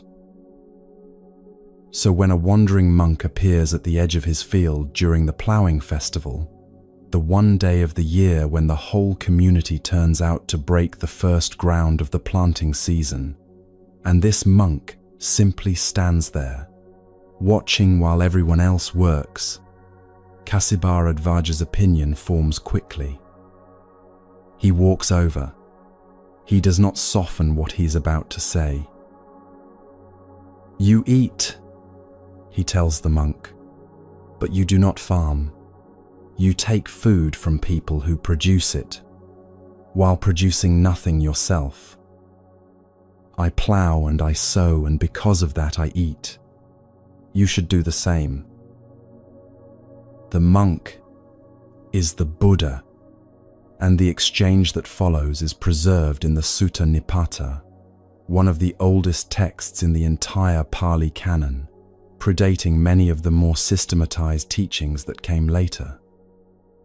What makes the Buddha's response remarkable is not that it deflects the challenge. It accepts it completely. "I also plow," the Buddha tells him. "I also sow, and because of that, I eat." Kasibharadvaja looks at this man standing in front of him with no visible farming equipment, and the particular skepticism of someone who knows exactly what ploughing looks like. "I see no plough," he says. "I see no oxen. I see no seeds. Where is your farming?" The Buddha's answer comes in verses that the Sutta Nipata has preserved almost exactly as they were spoken. "Faith is my seed," he says. "Effort is the rain that falls on it. Wisdom is my plough and my yoke. Conscience is the handle that guides the plough's direction. The mind is the rope that holds everything together. Mindfulness is my plowshare and my goad. I tend this field carefully," he tells the farmer, "and what it produces is liberation from suffering. That harvest feeds everyone who needs it." Kasibharadvaja fills a bowl with rice and offers it. The challenge has become a meal. What this exchange contains, tucked inside what looks at first like a polite standoff between a farmer and a monk, is one of the most precise descriptions of the middle way in early Buddhist literature. not the middle way as a concept balanced somewhere between two philosophical extremes. The middle way as a farmer understands farming. You prepare the ground, you plant the right seed, you water it correctly, you wait with the particular patience of someone who knows that forcing a seed to sprout faster than it is ready to sprout produces nothing except a damaged seed. Notice what the farmer's approach contains that the monk's listening needs. Kasibharadvaja does not stand at the edge of his field, sending the field encouraging thoughts about its potential. He plows.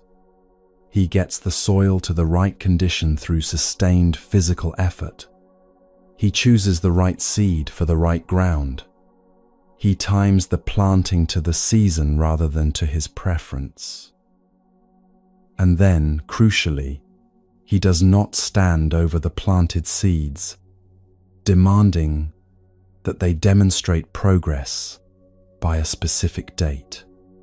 He tends what can be tended and trusts the process that cannot be hurried. Both parts are essential, the effort and the release, the doing and the waiting. A farmer who only forces gets exhausted ground that eventually refuses to produce. A farmer who only waits gets a field full of weeds where nothing was ever planted. The skill is in knowing which part of the work is yours and which part belongs to the season. Most people in difficulty are stuck in one of two places that feel like opposites but are actually neighbors. The first is forcing. This looks like effort and is often praised as effort. It is the approach that says, if things are not changing fast enough, the solution is more pressure, more striving, more control, more intervention in a process that is already moving, but not at the speed that anxiety requires. Forcing exhausts the person doing it without accelerating what they are trying to accelerate, because most of what matters in a life, healing, understanding, genuine change, the slow settling of something that has been disturbed, operates on its own schedule entirely.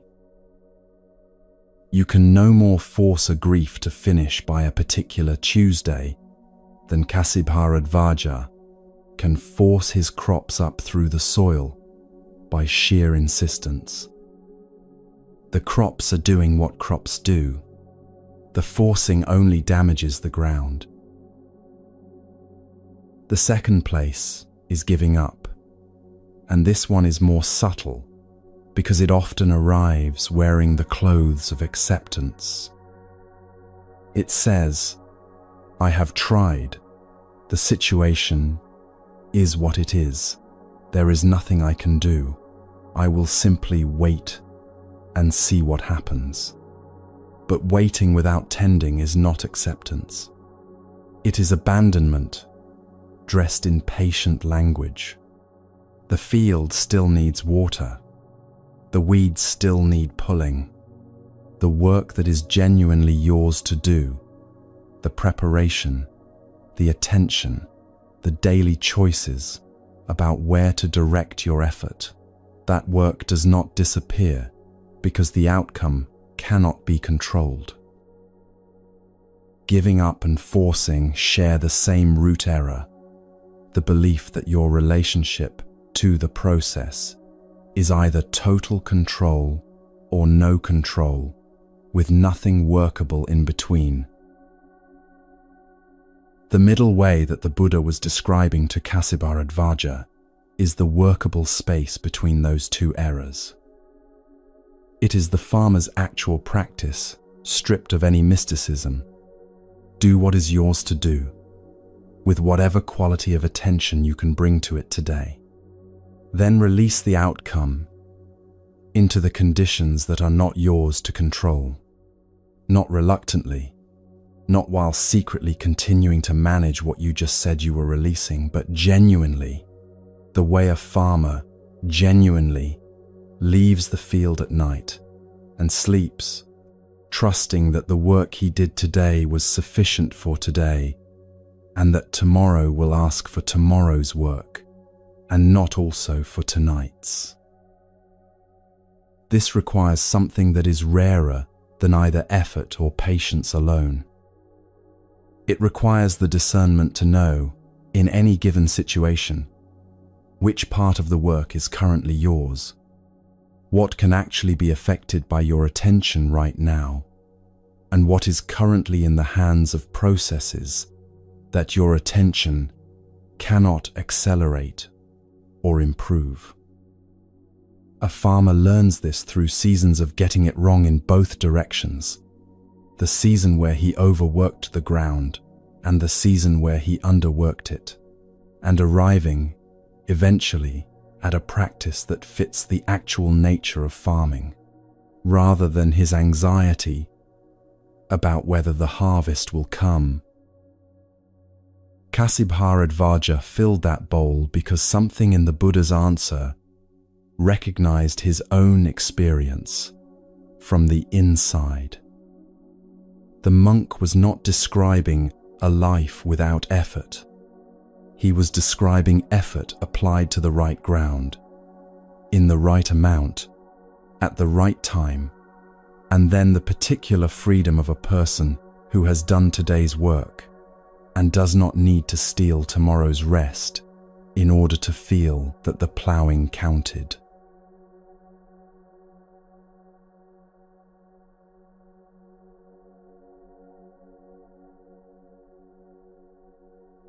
Somewhere in the Vajjian Republic, in a city called Vesali, a man named Mahali has been sitting with a question for longer than he can comfortably admit.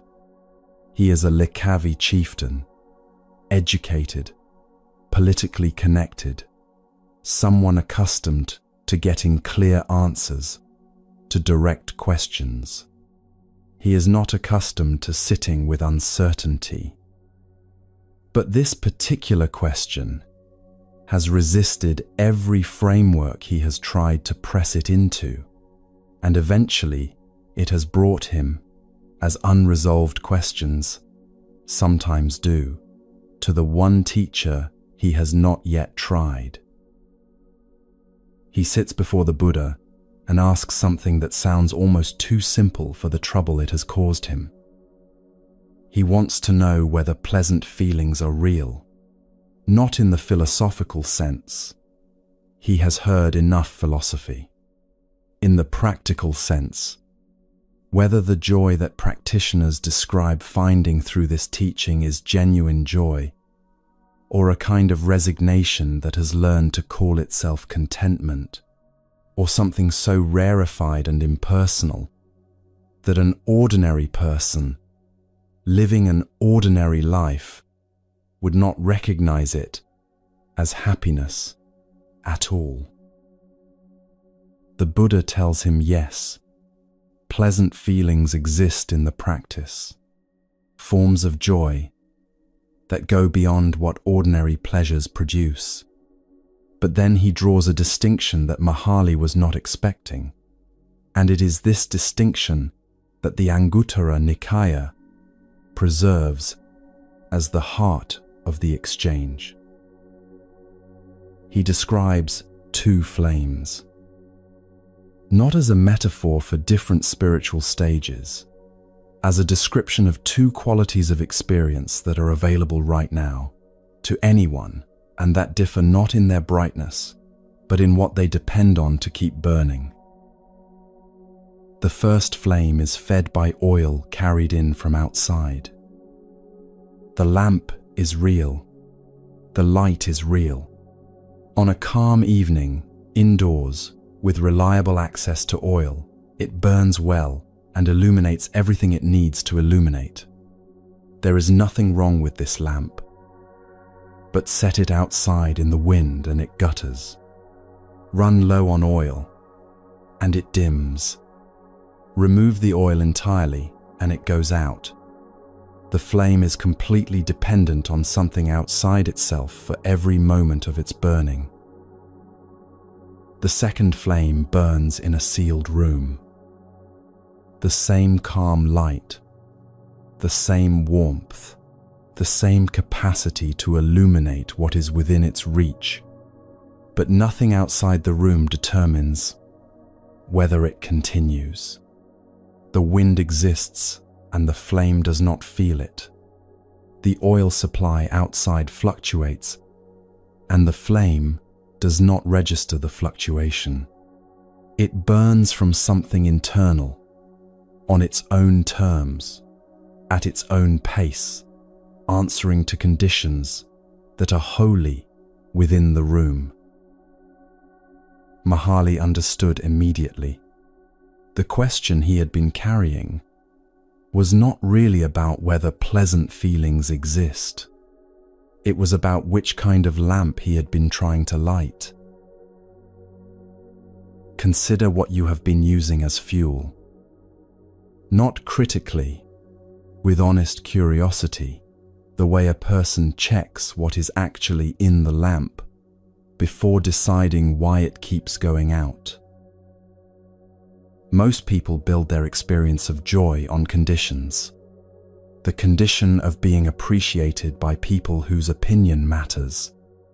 The condition of projects arriving at the outcomes they were aimed at. The condition of the body feeling well. The finances feeling stable. The relationships feeling uncomplicated. The condition of the future looking promising enough that the present feels worth inhabiting fully. These conditions are not shameful to want. They are what most people were taught, implicitly, to treat as the sources of a good life. The problem is not that they produce no light. They produce real light. The problem is that every one of them is oil carried in from outside, which means every one of them is subject to the wind. And the wind comes. It always comes. The appreciation becomes criticism, or simply stops arriving. The project lands somewhere other than where it was aimed. The body makes demands that reorganize everything around them. The relationship shifts in ways that were not anticipated and cannot be reversed. Each time this happens, the flame that was burning on those conditions either gutters or goes out entirely, and the person whose warmth depended on it is left in a particular cold that feels, in the moment, like evidence that happiness was never really available to them. It was available. It was simply stored in the wrong place. The Buddha was not telling Mahali that external conditions do not matter, or that a person should cultivate indifference to outcomes, relationships, and the quality of their circumstances. He was pointing at something more specific, that there is a quality of joy available whose source is not located in any of those things, and that most people never find it because they are so continuously occupied with tending the lamps that depend on outside oil that they never discover the room where a flame can burn without wind. What is in that room? The Anguttara Nikaya passage does not give a complicated answer. It points at the quality of awareness itself, the fact of being present, awake, and in contact with experience as it actually is, rather than as a ledger of what is going well and what is going badly. A mind that is genuinely here, not rehearsing the past, or negotiating with the future, but actually inhabiting the texture of this moment, encounters a quality of aliveness that does not require specific conditions to be present. The morning is the morning. The breath is the breath. The fact of being conscious and alive in a world that is genuinely interesting if you are genuinely looking at it, that is a flame that no external weather can reach because it does not depend on the weather being favorable. It depends only on the quality of attention brought to whatever is actually here. This sounds simpler than it is to practice, and more difficult than it is to understand. Understanding it takes about as long as it took Mahali to hear the two flames described. Practicing it, building the sealed room, finding the flame inside it, learning to return to it when the outside lamps have guttered again, that is the actual work. And it is work that cannot be done once and considered finished. It is work that is done in small increments, in ordinary moments, every time you notice that your experience of the present has become entirely dependent on a set of conditions being met, and choose, just once, to look for something that is already here regardless of whether the conditions are met. Mahali left that conversation carrying something he had not arrived with. Not an answer that resolved his question into certainty. A direction, a specific, locatable direction that was not outside himself and therefore could not be taken from him by any change in what his life produced next. The joy he had been looking for was real. It had simply been waiting in the sealed room while he kept going outside to check on the weather.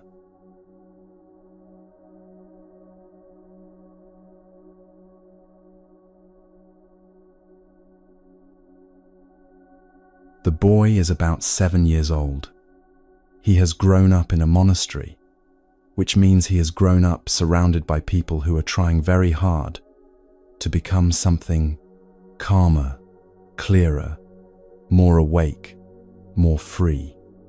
He has watched this effort his entire short life. He has absorbed, without being taught it directly, the idea that progress is something you can see and measure and judge.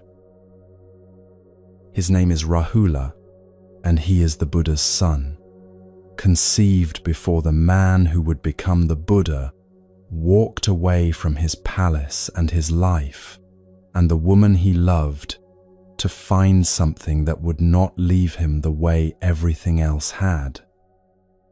Rahula did not choose to grow up in a monastery. That was chosen for him, the way most of the significant conditions of a childhood are. One afternoon, his father comes to find him, not to teach formally, to do something with a bowl of water and a child's full attention that a formal teaching could not accomplish by itself. He pours water into the bowl until it is almost full. He asks Rahula, "What do you see?" "Water," says the boy, "almost full." The Buddha pours most of the water out onto the ground. "What do you see now?" "Very little," says Rahula. "Almost nothing." The Buddha upends the bowl completely, empties every remaining drop, and sets it upside down on the earth. Then he speaks. "What remains," he tells the boy, "of a person who tells lies without remorse, who acts without conscience, and feels no discomfort in the acting, is like this bowl, not only empty, but inverted, unable to receive anything at all. But a person who tends their conduct carefully, who fills the bowl slowly and consistently through honest action and genuine attention, that person accumulates something real. Not quickly, not dramatically, the way a bowl fills, drop by drop, with patience, without urgency, without demanding that it be full before the next drop arrives. This exchange is from the Majjhima Nikaya, the middle-length discourses of the Pali Canon. It was preserved as a teaching about conscience and right action, which is what it is. But it contains something else that applies directly to anyone who has been trying to heal something and finding that the trying itself seems to be in the way. A bowl fills drop by drop. This is not a poetic description of patience. It is an exact description of how certain kinds of inner change actually work, not through effort concentrated into a single dramatic push, but through small, consistent returns to the right orientation, accumulated over time, without any individual drop being large enough to measure. The bowl does not fill because you stare at it with sufficient intensity. It fills because you keep showing up with water. Most people who are trying to heal something approach it the way you might approach a project with a deadline. There is an implied finish line, a point at which the healing will be complete, the weight will be gone, the thing that happened will have been sufficiently processed and filed somewhere that it no longer has access to the present. They work toward this finish line with real effort, reading, reflecting, sitting with difficult feelings, doing the things that are supposed to help. And then they check the bowl, and the bowl looks roughly the same as it did before, and the gap between the effort expended and the visible progress made produces something that compounds the original difficulty, the conclusion that they are doing it wrong, or that they are somehow resistant to getting better, or that the wound is deeper than it should be, given what caused it. The original difficulty was already present. This conclusion is a second difficulty added to it. The bowl, already being filled slowly, is now also being picked up and examined so frequently that it keeps getting jostled and spilling what it has accumulated. The Buddha did not tell Rahula that the bowl fills instantly if the intention is pure enough. He did not suggest that the speed of filling is proportional to the quality of effort. He described a process that has its own pace, that responds to consistency rather than intensity, and that requires the person tending it to trust that water is accumulating even during the stretches when the level appears unchanged. Because that is actually what happens in a bowl you cannot see into clearly. Drops arrive. The level rises by amounts too small to perceive between one visit and the next. Then at some point, not announced, not scheduled, there is simply more in the bowl than there was before, and the accumulation of all those imperceptible drops is visible at once. The growth was not absent during the stretches, when nothing seemed to be changing. It was present and invisible, which is not the same as absent. Healing moves this way, not linearly, not on a timeline that respects what you have invested, not at a pace that corresponds to the severity of what happened, or the sincerity of what you have brought to the recovery. It moves the way water moves into a bowl, according to its own nature, indifferent to urgency, accumulating in increments that cannot be individually perceived and can only be seen in retrospect when enough of them have gathered to be visible. And the most common thing that interferes with it is not insufficient effort. It is the repeated tipping of the bowl, the return, again and again, to the checking, the measuring, the comparison of where you are now to where you were told you would be by now, the disappointment that generates its own residue and has to be accumulated around alongside everything else. This does not mean doing nothing. The bowl does not fill if no one brings water. Rahula's father was not describing passivity dressed as patience. He was describing the farmer's wisdom applied to the inner life, the same wisdom that appeared when he stood in Kasibaradvaja's field and described faith as seed and effort as rain. You do what is yours to do today. You bring what water you have. You set the bowl down carefully afterward, instead of carrying it around with you, checking the level every half hour. And then you come back tomorrow and bring more water.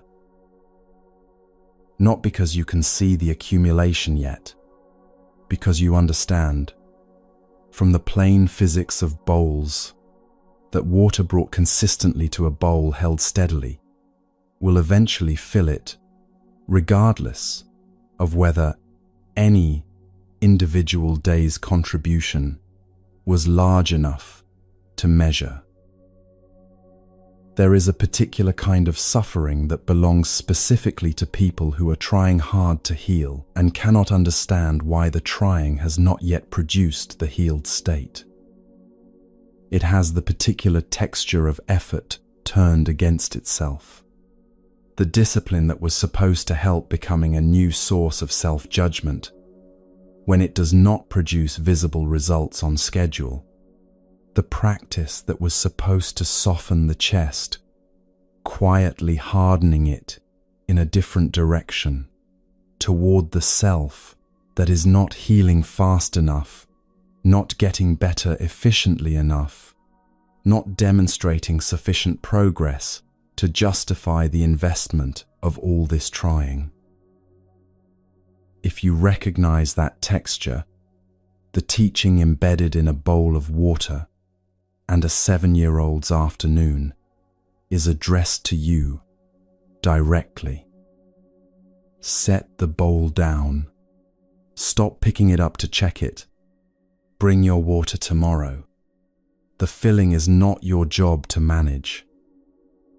Your job is only to keep arriving with water and to hold the bowl steady enough that what has already accumulated does not spill.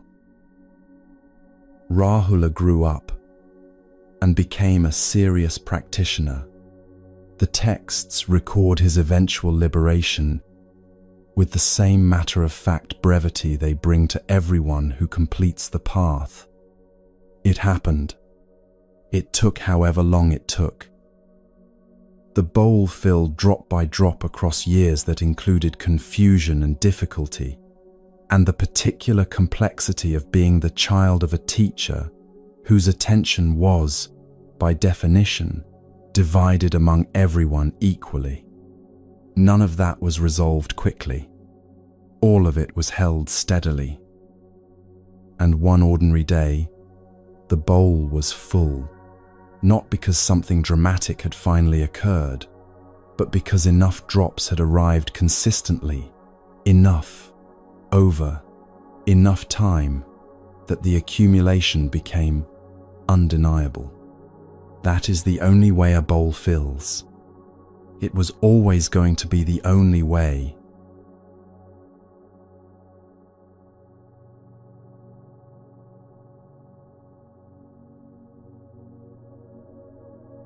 Start with a river. not a gentle one.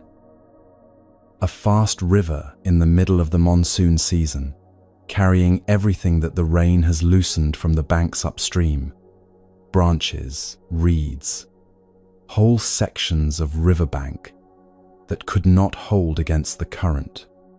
The water is brown and moving with the particular urgency of water that has somewhere to be. And in this river, there is a person trying to cross. Not swimming, grabbing every reed that floats past, every branch, every loose section of debris.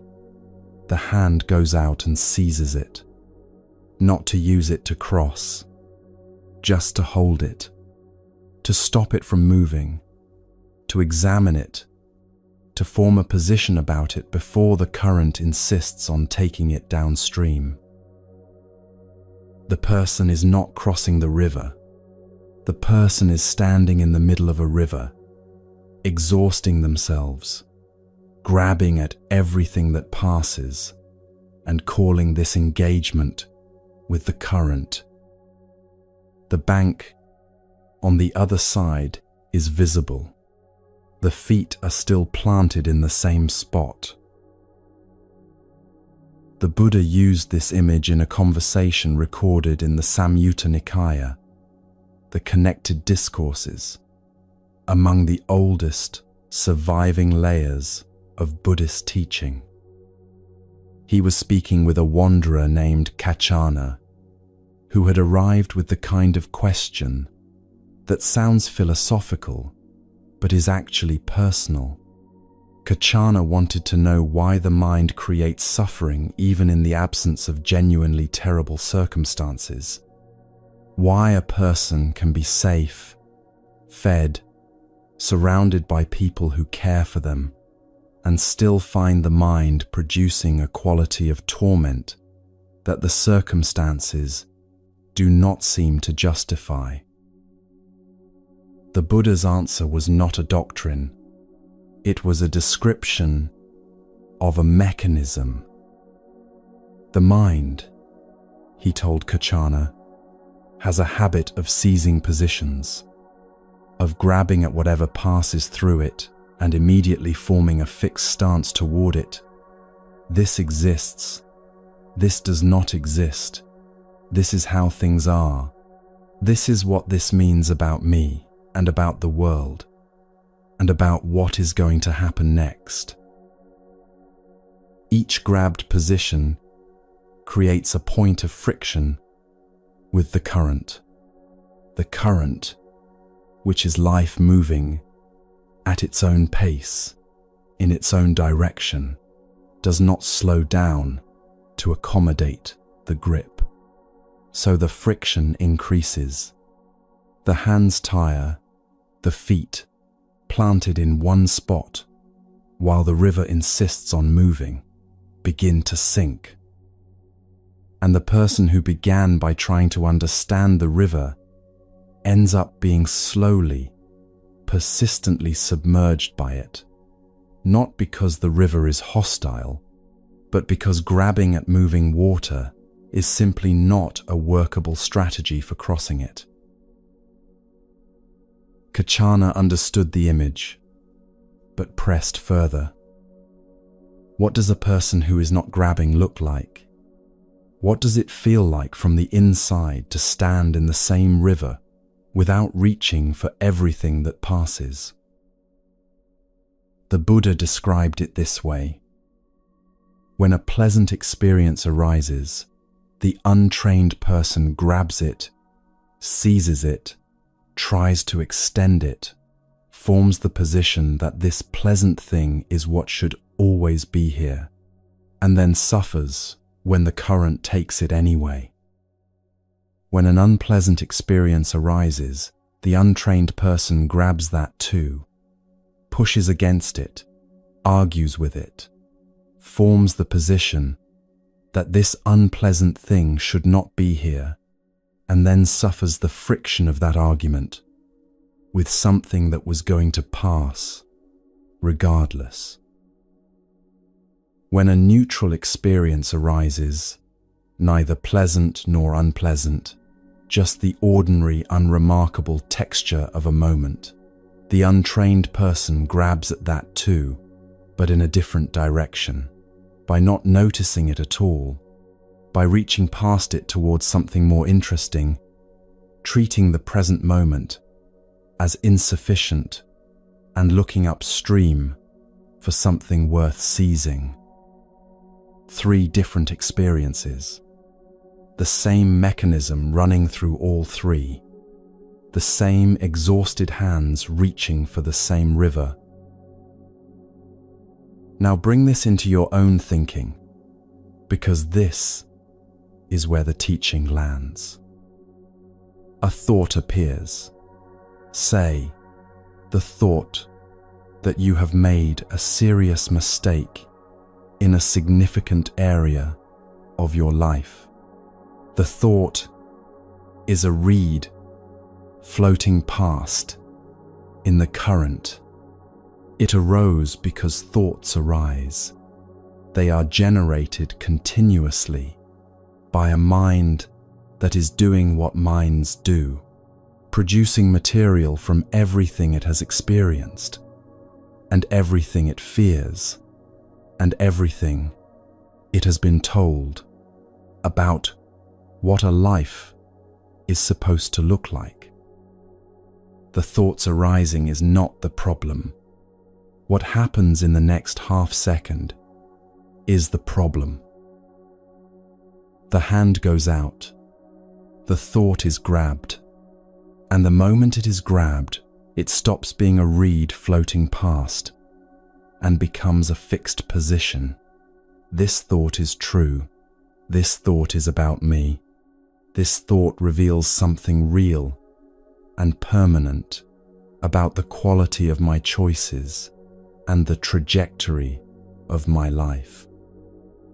The thought has been promoted from passing mental weather to verified fact about reality. And now the mind has to deal with the fact it has just created, has to argue with it, or defend against it, or find evidence for and against it, or generate additional thoughts that either confirm or challenge the original position. 5 minutes ago there was a reed in the water. Now there is a construction project, and the river is still moving, and the feet are still sinking, and the original reed is long gone downstream, while its replacement takes up permanent residence in the chest. The teaching Kachana received that day was not about achieving a state of thoughtlessness. The Buddha was not describing a mind that has no reeds. That is not a human mind, and the teaching was for human beings. He was describing the difference between a mind that watches the reeds pass and a mind that grabs at every one of them, and suggesting that this difference, which sounds small, produces entirely different qualities of experience over time. The river does not change. The reeds do not stop coming. The monsoon continues being the monsoon. What changes is the relationship of the person standing in the river to what is passing through it. Watching rather than grabbing does not mean indifference. It does not mean that thoughts about genuine difficulties should be dismissed as just thoughts. It means something more precise, that a thought's arising is not the same as a thought's being true, and that you are not obligated to seize every mental event that passes and construct a fixed position around it. Some reeds are worth examining.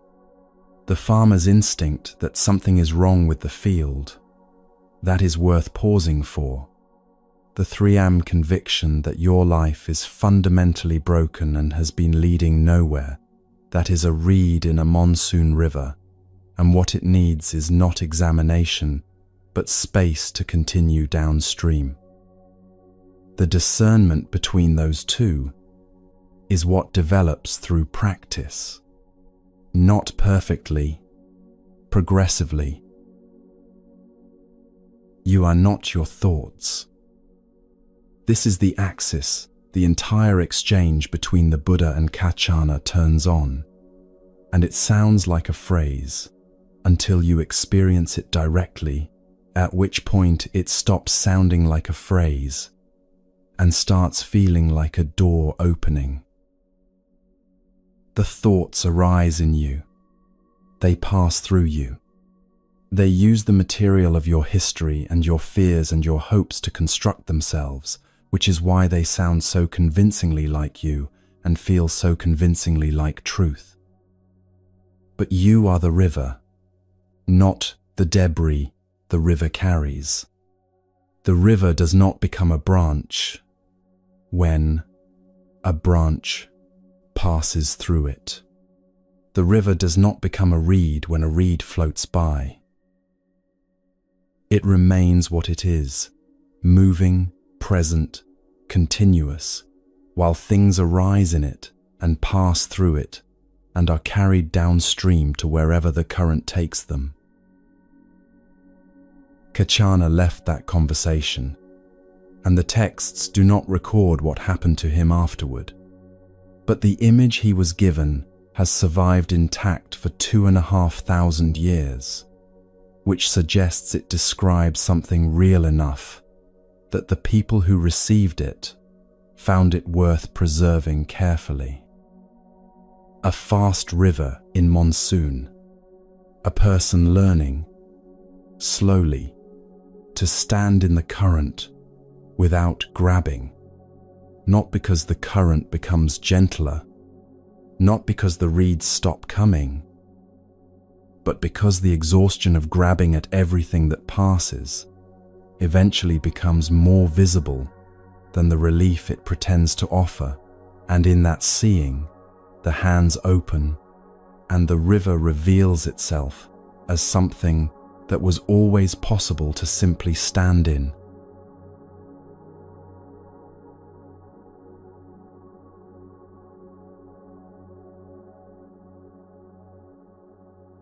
You have been standing in the river this entire time, not watching it from a safe distance. In it, feet on the riverbed, current moving around you, the whole weight of a life that includes difficulty pressing against you with its patient, indifferent force. And you are still here. That is not a small thing. That is, in fact, everything offered across these hours pointed at the same recognition from a different direction. The hare in the forest was running from a story. Tissa found the present moment in cold water and wet cloth. The king at Abari's grave was carrying a weight that was never built to last. The flood does not yield to force and does not reward standing still. The bowl fills drop by drop whether or not anyone is watching. Adimutta sat quietly while the bandits prepared their fire, and the fire was real, and his peace was also real, and both things were true at the same time. This is what the teaching has always been pointing at. Not a life without current, a different relationship to the current that is already here. Nothing about your circumstances needed to change tonight for something in you to have shifted. The river is the same river, but you have been shown something about standing in it that you did not have before you arrived. Get some rest. Bring your water tomorrow.